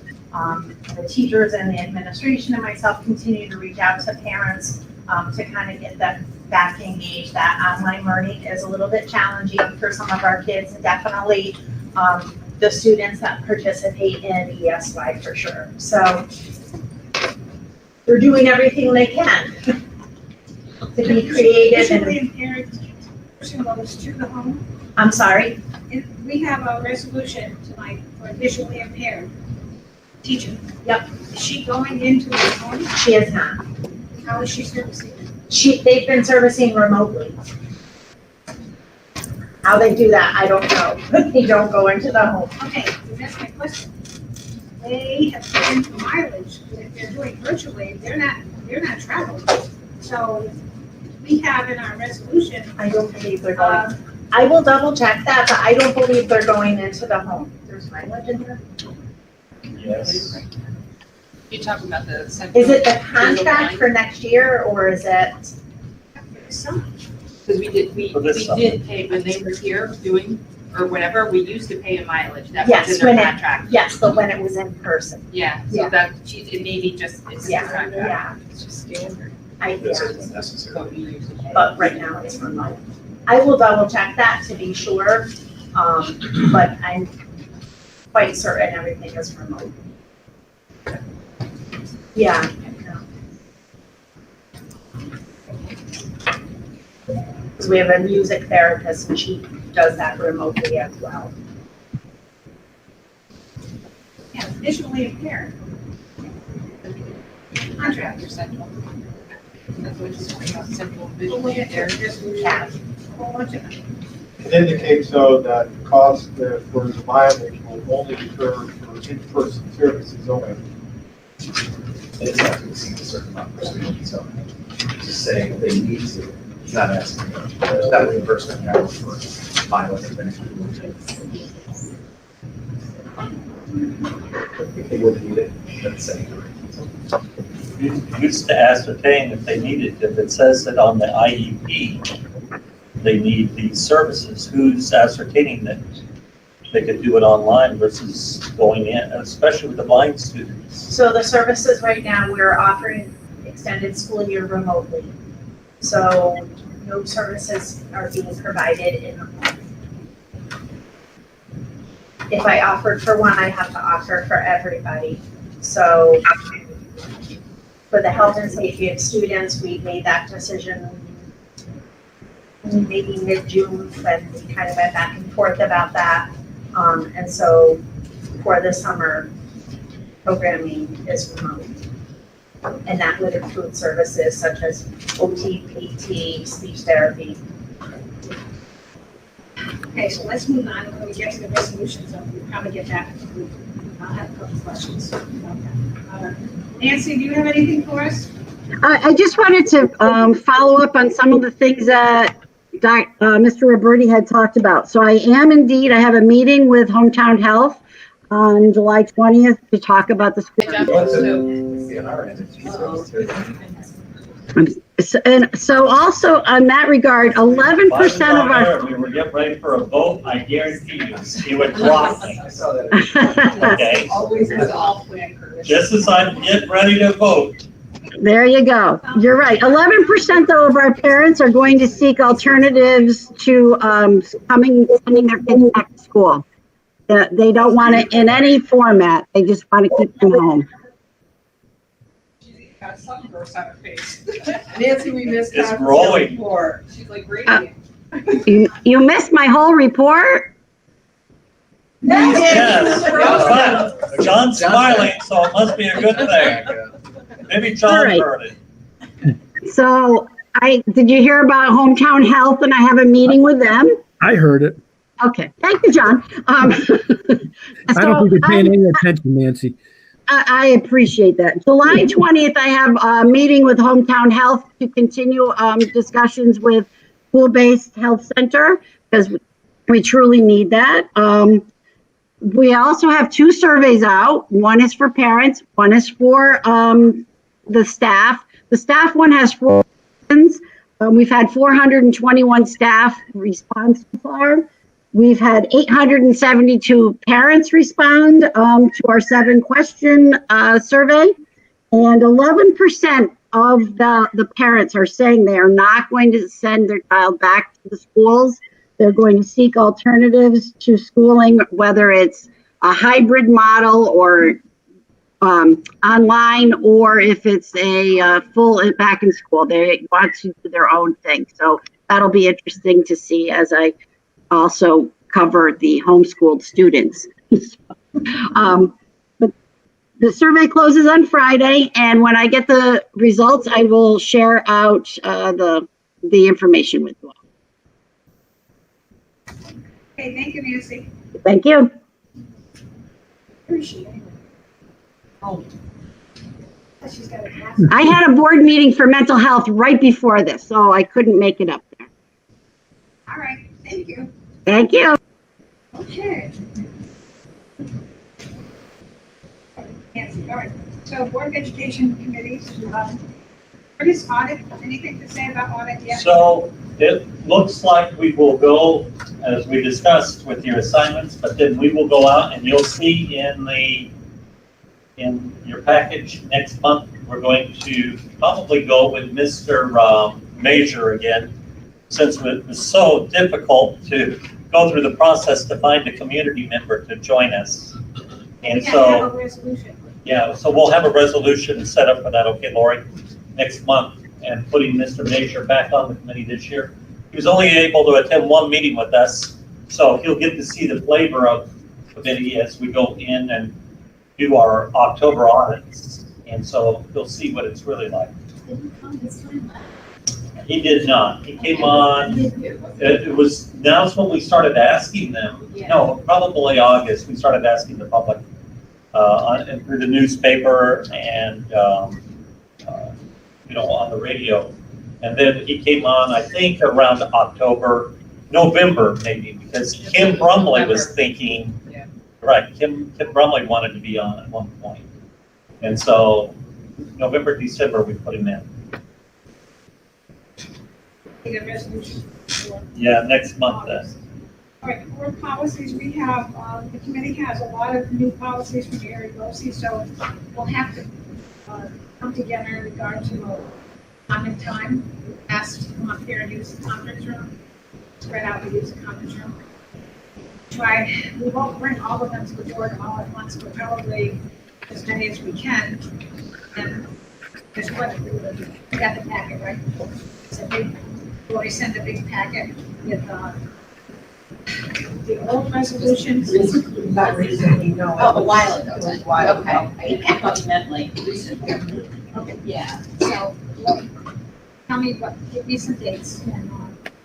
And morning's better for you, or afternoon's better, whatever you want. Okay, we'll ask to use that.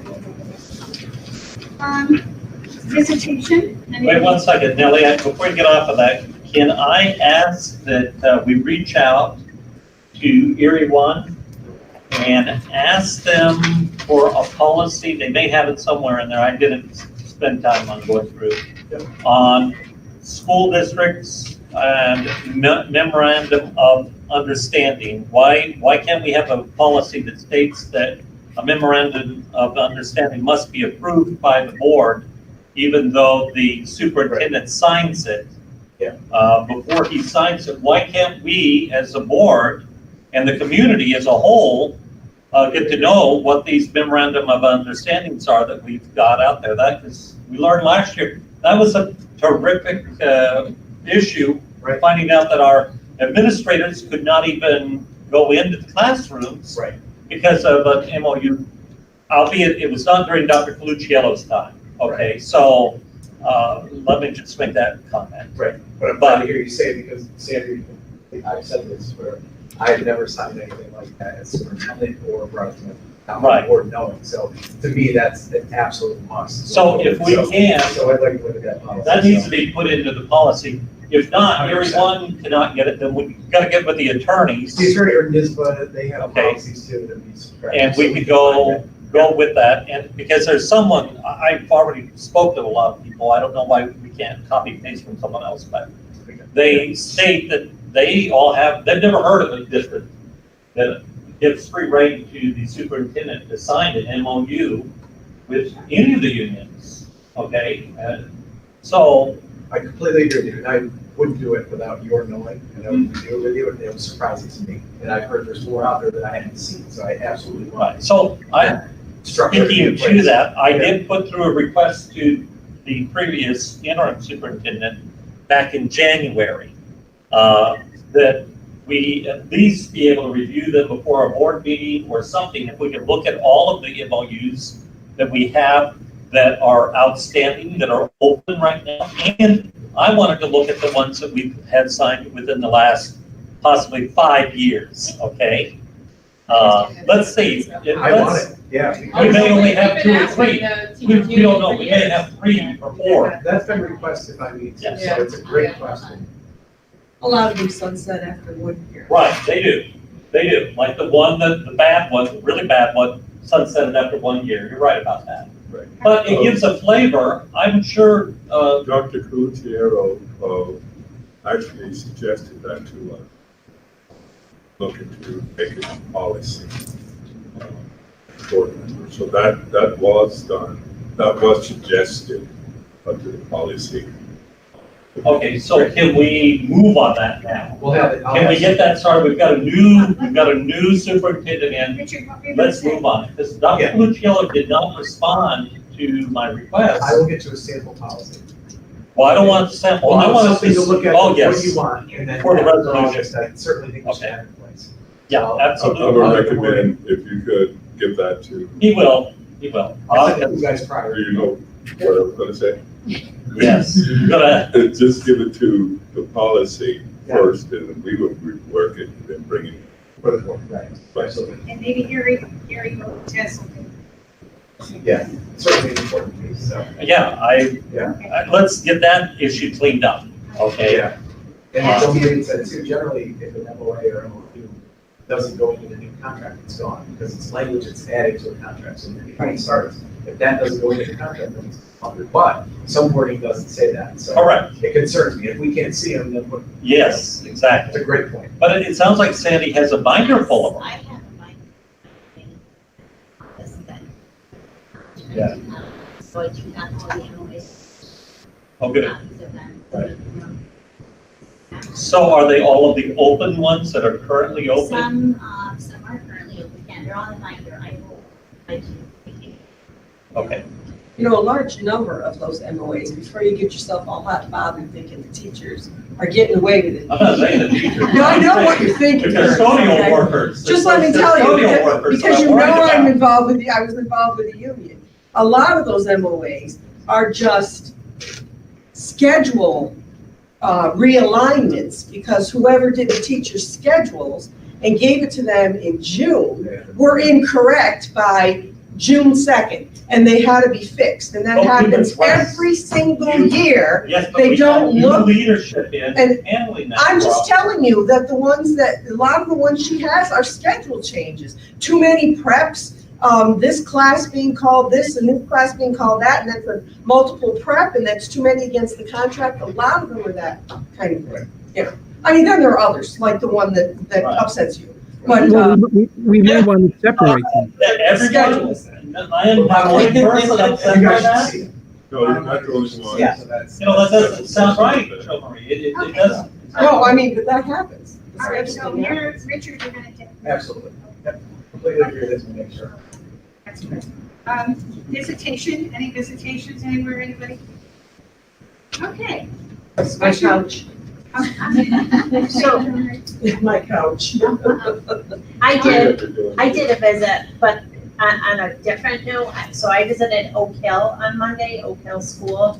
Oak Hill School is open for ESY, so I wanted to see, it's a very small school, I think they have 36 students. So, but I wanted to be able to see how those students who also have high needs are accepting of masks and social distancing, what their procedures are, again, small numbers, but for us, conception of that. So, just to be able to see that and get some feedback and how, we can do some of that here. So, Is that in Glenville? yes, it yes. is. I don't know if it's Glenville or As a Burnt matter Hills, of fact, like we worked with that Charlton people Road. Did he come and work with you in the beginning? He of last did, yeah. Before you go on, Nellie, are you okay, John? John's fine. All right. All right. Discussion of resolutions. I'm back. At 58, we know who the resource officer for middle school is going to be. I don't have a date yet, or if she, I've got one with. he's on my list on Friday, so I'll have. While we're looking. There might be the same number. I think the same one's returning to middle school, the high Well, we school is heard- the one that. we heard the high school changed, so that's okay. High school one that, because Corey wants to go back on. I'm sorry, you have more.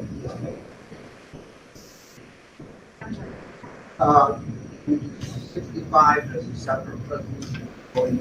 Which one? 65, just separate, it's not after executive session.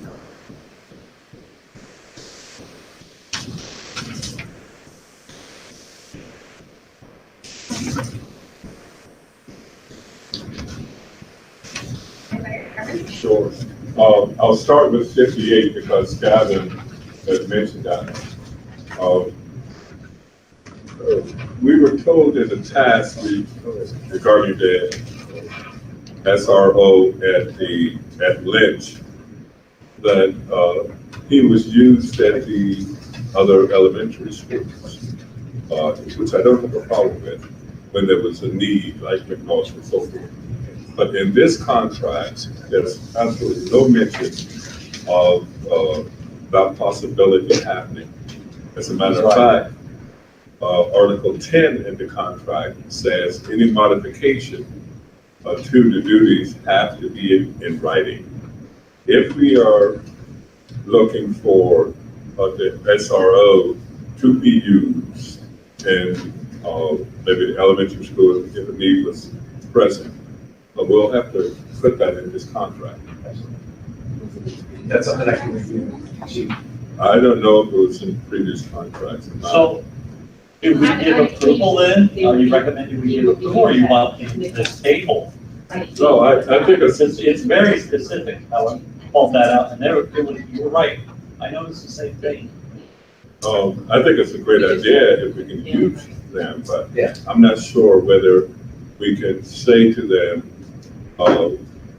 you need to do this duty if it's not in their contract. Right. Whether that's been done in the past, perhaps, I don't know. What if this Just explicitly speak. states that they can't, if a modification happens, you have to change the contract, then there's Right. issues, so, yeah. So we wait for that to be added before we approve this. You certainly could, yeah. We have time. If that's what the board will want. I agree with that. Yeah. So I recommend we table it until, And I think that the SRO did go to other elementaries. But except for technical. Oh, because that's sheriff. That's the sheriff. All right, they may go down. That'll be my follow-up to the chief. to find out. So 58 will be withdrawn? withdraw. Oh, do we have to take a vote on that? Well, no, if it's unanimous Yeah, consent, so you don't take a vote for unanimous consent. Yeah, I reckon if we're gonna change the wording, Everybody in favor? Aye. I have, 3 others. that will- Number 50, and that is regarding the disposal of textbooks. The only question I have with that is, do we have an idea of where they will go? So there's two, depending on, we're trying to sell them. We sell them to people that buy textbooks. We haven't been successful, but that's our first. Then we're offering up as donations, someone where they can have them. Oh, and wonderful. use them. That's what I was hoping. So, But we have to authorize it for disposal first. Right. That's 51, not 40. so at St. Mary's, when my daughter went there, Thank you. they were using textbooks that Ron Altman and Perth had given them, old textbooks. The So- others can come in and get some if they like them. Well, look at Because some of there's a these pile are of them. pretty, Madagascar is still in the, Okay. So can they be purchased by other companies? Sometimes other companies. We buy them. have been reaching out and trying to get somebody to buy them. No, we haven't had any takers yet. The companies are so old. I hate to see them go. You know how they go across the pitch and have this big bonfire there for the homecoming? Oh. Maybe St. Mary's. Oh, no, we're gonna offer them up, anybody can ask. Okay, Erin, what else? Yes. Number 56, that's a contract. I saw the same thing with number 55 and number 57. The same thing. This is what I mean. These contracts are dated before this meeting. And particularly number 56 was signed in June 9th. And I'm not sure why we were not given that at the June meeting. My concern is approving these contracts when the start date is before the time we're asked to approve them. And I guess what I'm asking is if there's a possibility in the future that if it's going to be a tight time turnaround, if the date to start be after a board meeting, so that we are not approving a service or a contract before or after it was deemed to begin. We do this every year. Yes. Every year. And then my last is number 61. And I'm just concerned that that is the termination. And there's a name there, and I'm concerned about that because I've never seen that in our resolution where we identified someone who was to be terminated. We have done that during executive session. So I wonder if having that name there, is that something that is against the contract? I don't know. So maybe it would be resignation instead of termination. Sometimes we've had resignations instead of terminations. We've not had the word termination. Yeah, we've had resignation. We've had resignation. Termination is different. If you want to talk about the basis for the resolution, go into executive session for it, but yes, you would, if you're going to terminate something or hire somebody, you would put the name down. Because we've not had Yes, we have. for termination. We've terminated provisional appointments. So names have been in those because you have to identify what provisional person you're terminating. Okay. Well, that answers my question. I just really could not recall ever seeing with the termination. I've seen with resignation and everything else. But.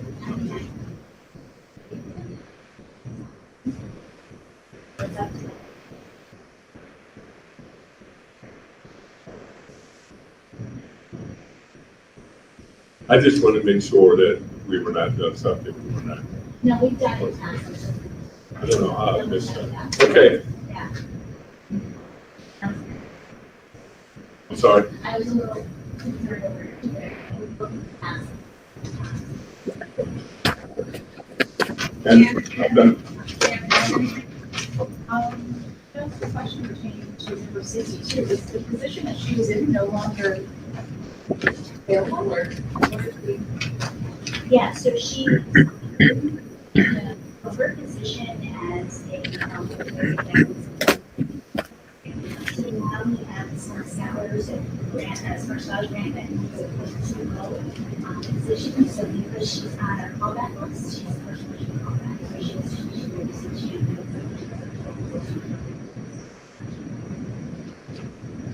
Is that one of the positions?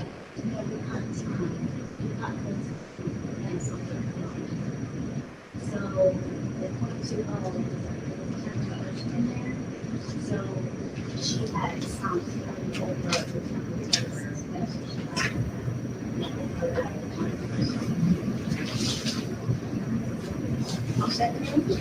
John, do you have any questions about any of the resolutions? You're muted, John. Yep, no, I'm good. John Marie, No, I haven't. Chris, Okay, so we're going to go to number 50, resolution number 50. And I propose that we remove rebar board / AHS, that line there. And we put in, and I'm submitting 2 new lines. I could get this, or Stanley or Mike Rico, one of the 3 of us could get this in you. Or if you need it for the minutes, but we need to put reboard, is what it's called, reboard. And then put a hyphen, miscellaneous, MIS. It's on the list of, go to the second page of number, on the right-hand side of number 50. And you'll see about a third of the way down, it says rebar board. That needs to be removed. There is no such thing. There's no such a thing. Right. And we're going to separate it. They gave me, Stanley and Mike Rico got numbers to me here. What do you got separate? We're going to make 2 lines now, and we're going to make something called reboard, REBOARD. Okay, and then the first one is going to be miscellaneous small boards. And the quantity, well, they don't have quantities on here, do they? Yeah, they do. So put down quantity 156. And then for the second line, replacing rebar board, it's going to be reboard sheets, 4x8.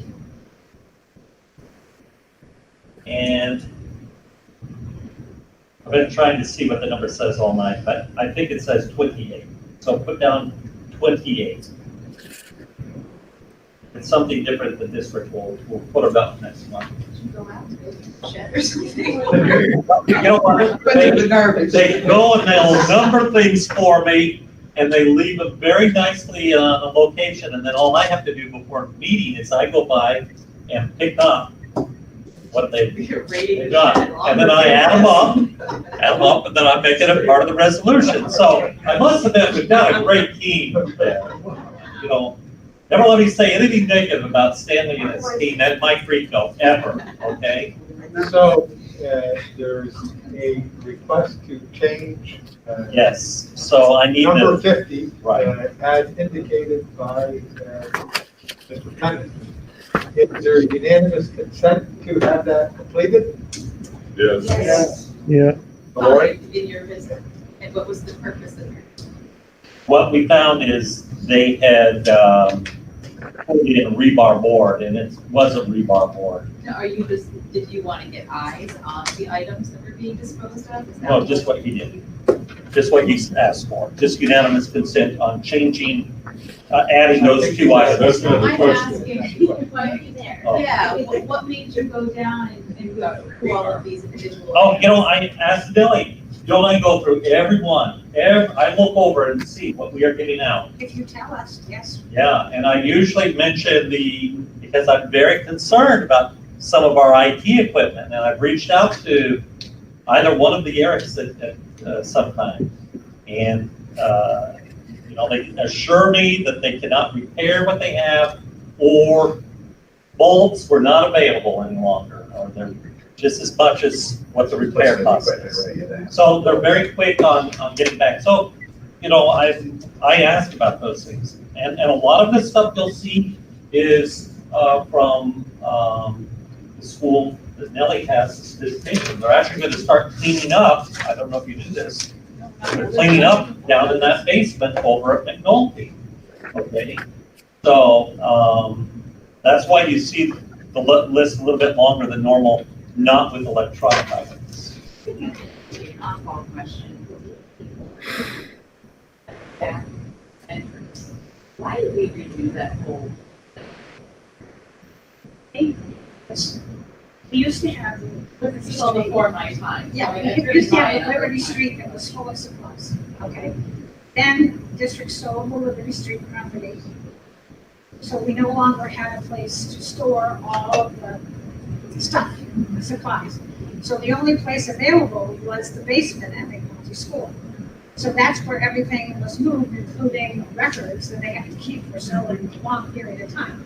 So when they redid it because the trucks have to go up there to unload and to load, and it had to be safe, so that's why that happened. So I remember thinking, like, why did we It put all this money looks into real that nice one now. building that nobody can use? Okay, anybody else have anything before I ask a couple? Yes, I'm not finished. So let's go over to number 59. What's so special about this organization with this contract here? He's the people. Yes. I know, just calm down. Oh, okay, I'm I'm just getting waiting to go by saying that. But I am concerned because even when we put out contracts that we go and we give them an exemption, this contract, and I looked, I'm not for sure how far back it goes even, that we haven't had it included, but we don't have the O&E requirement on this, let alone liability insurance. There was. There's like a, had to actually send Why isn't it on the And contract? they're waiting, They want to wait. Donner Angel was in contact with GASD to get it added to the contract.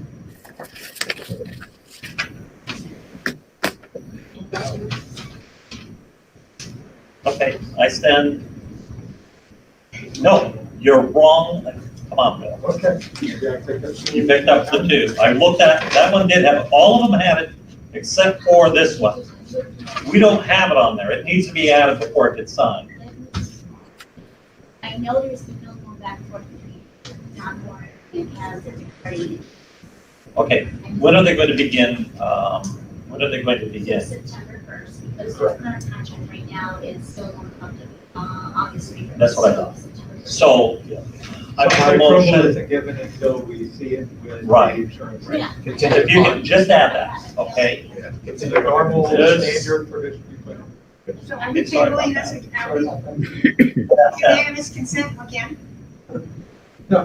The resolution says upon attorney approval, and by attorney approval isn't there until we see the insurance. All right, so we're okay with it. Yeah.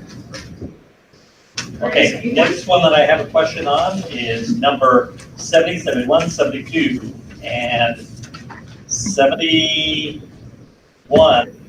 Okay, we'll go to 70.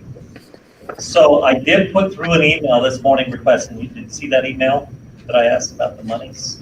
Because when I read this, it says, teacher aid and heckler, blah, blah, blah. Richard Roberti, blah, blah, blah, approval, and we get down, approves Emery, Giles at, for Apex program, rate per ASAA contract. Okay, so, I challenge, I'm not embarrassing anyone, but I challenge, even myself, I challenge anyone on the board right now to tell me that they were prepared coming in knowing what that rate is going to be. How much? So the next one, of course, you know where I'm going at with this one. School enrichment program, blah, blah, blah, blah. Sadie will be at the rate for the ATA contract, which is how much? That's going to be on number 71. Salary. 30 what? 34.45. And how many hours will we be using good old Sadie? So I believe it's 2 hours a day. 2 hours per day. 2 hours per day. I have it for 4 days a week or 5 days a week. It could be 4 or 5 days a week. So it's about 2 hours a day. And that's through the entire, until 4 July, weeks.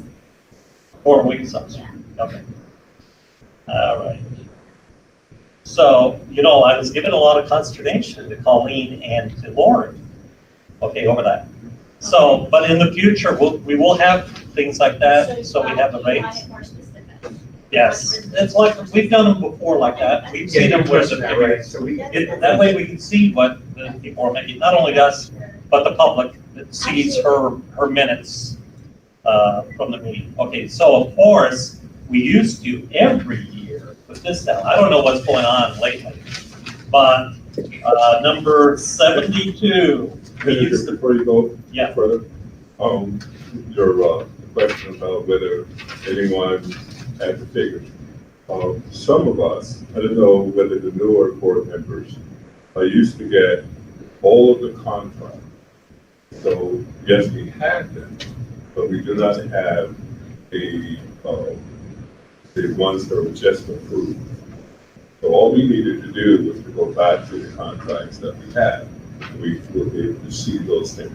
Okay, so I submit that as a good pointed comment. However, for the sake of, the public who will be reading the rules, let's put it in there so that they can see, because, Joe Marie's next door neighbor doesn't have a copy of that contract to tell what it is. But your question was for board members. So I was wondering if anyone, I wasn't wanting to know, but did anyone know what that rate was coming in tonight? Well, Or we just given an approval? Sorry about that. That's all right. Again, we would have known, but the contracts that we have are outdated. So we do not have the updated AS. So this brings up a good point. Do you want to make a note of that and then make sure that Mr. McCurt gets a copy of it? Well, all of you, we'll make sure you get the updated. Everybody gets a copy. Yeah, we'll make sure, I'll make a note. Thank you. There's a lot of contracts that are accepted. Right. Just to know. Actually, we have talked, I think Ray had mentioned something about contracts. Like, they can be available if, instead of giving it out to all of the board members, that they can be available to us if we ask. Or it can be brought to a board meeting. So, Okay. But I think Curtis's point is, he's concerned about the public information, so that's why he wants it.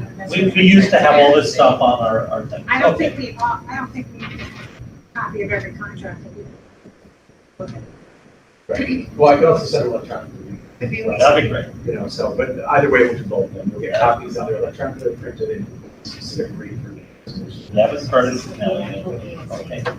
Okay, so, last one, number 72, I'm telling you now, Nellie, it's very surprising. They didn't get away with it the last few times, these coaches. We used to put down what they were making, so we could see that the, football video statistic manager was making $55,000 a year, okay? I'm coaching, So, not just coaching. the truth be told is I don't think that person's making $1, okay?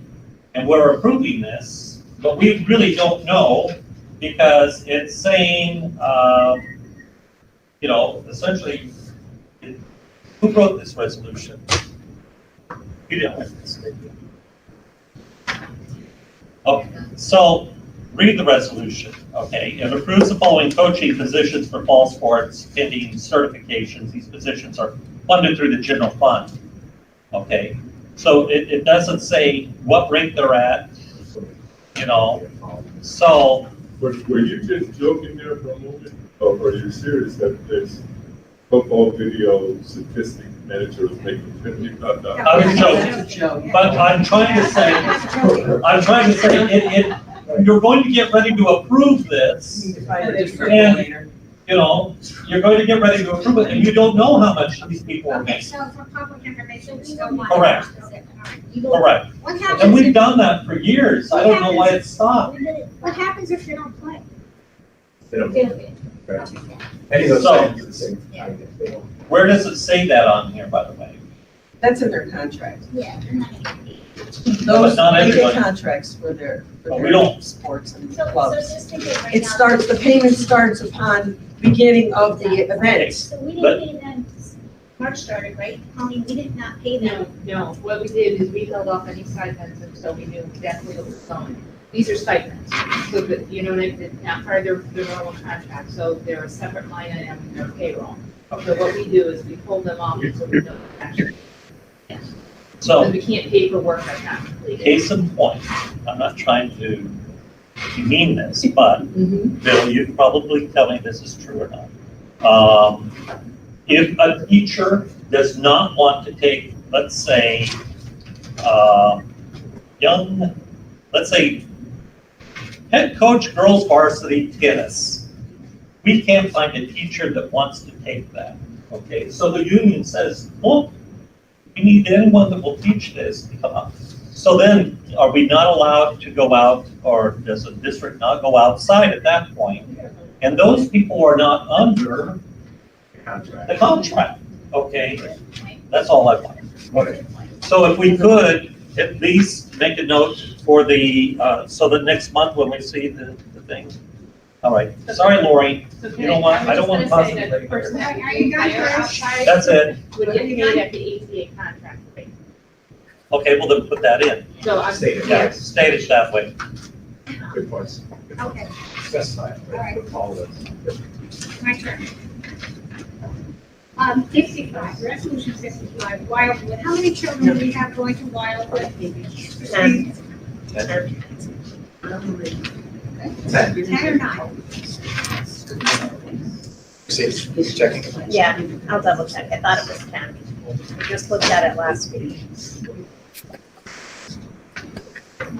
Are these,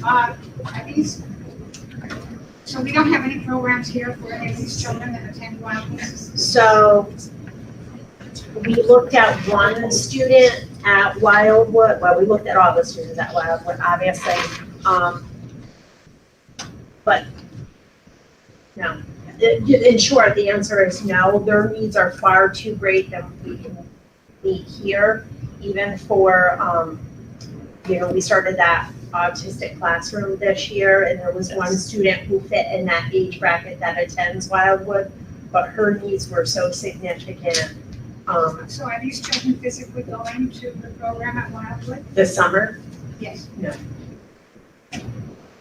Well, how do we monitor that they're being instructed? so I asked for a weekly update on them, because they too are engaged in remote learning. The only program that we have in person for ESY is Northeast. But they too are engaged, so I get a weekly report, a participation report from the outside districts. So both CDs, Wildwood.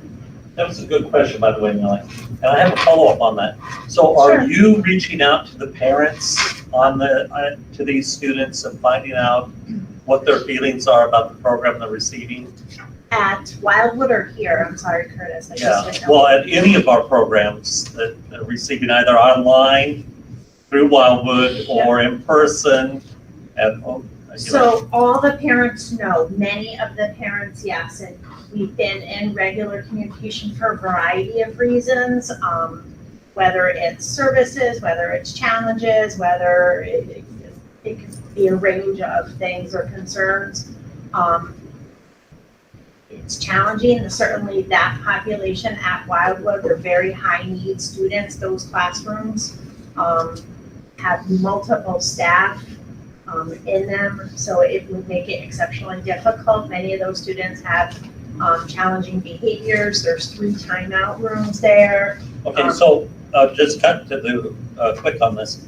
So are all of our parents of all of our children that are going during the summer school, are they all happy with what we're providing, or have any of them come out and complain to you or Mr. Roberti? Are they happy with what we're providing? Well, through the programs that they're attending. I would not say happy. I don't think any special ed parent is going to say. I'm saying satisfied with the education that their children are They getting right respect now. the fact that this is the best that it's going to be right now. They're not happy that their son or daughter, whether it's in district or out of district, they're challenged some of them are challenged to engage in remote learning.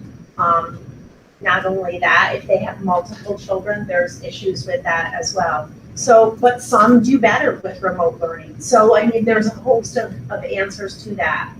There isn't one answer to that. Our students at Wildwood would probably be the most challenging population to engage in remote learning, just by the high level of needed disability. So those parents and those students are engaged regularly with Google Classroom, but they require adult support with them at home. So it's really the parent and the student engaging in Google Classroom. And that looks a variety of different ways. There's co-treatments going on with speech therapy because all those children receive OT speech. So all that is going on. Online. Yes. Okay, thank you. My last question. Sure. And I'm going to tell you that number. This is for the visually impaired. There are 7 children, and in the contracts, there's a cost for transportation and mileage. But if they're doing it virtually, why are we? I believe that's just if we did not do, because if we went to in-person, that's what it would be. Right now, we are not doing in-person. That's how I believe that's just standard language they put in their contract. If they were to need to travel, we have Right. IRS mileage reimbursement. Well, I thought county paying for mileage. No, we, It's only if they- We keep an eye on things. They have to submit for it, so we would, They right, put it on their invoice. right. So it's just automatically paid.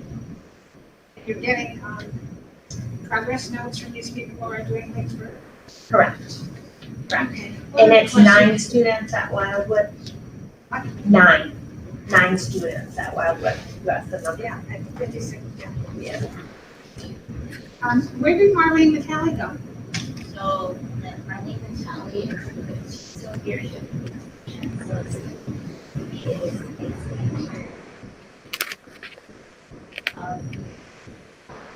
So we're, still not. So Marlene Vitale was teaching at the staff, so she took a different position. Actually, I don't remember the first time. Oh. Okay, she was at Lynch before. Okay, so she went back. Okay, so she doesn't want to do the smart stuff. Yeah, so she took a new position at Lynch. So So, we've opened up our talent. okay, and that's why Gavin wants to do separate voting on that. Okay. And I think, I personally, you picked a great person to replace her. It's been a long time coming, and we're glad to see that we're going to hire. As long as resolution passes. We're gonna do that one separately. Right. Okay, I think we're ready.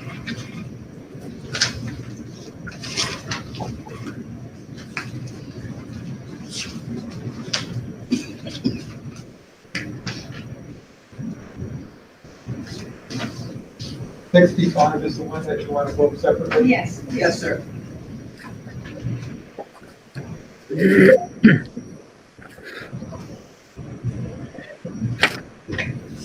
Say 55? $60. So the combination would be 56 through 57, 58 is withdrawn, 59 through 64, 65 should be voted separately, and 66 through 72. Are those sponsors? Okay, what about 59? You withdrew that one also. 58. Okay. If you leave it the way you're doing it now, if we approve that, it's going to put that contract without an OME requirement. The attorney Well, approval. it says pending attorney Yeah. at the bottom of the last. So you've removed it then? No, I haven't No. approved it. I indicated that I won't approve it until I see the Okay. appropriate Contract's terms not and valid, provision. he has it. And if they refuse to do it, I'll just send a letter saying I don't approve it. All right.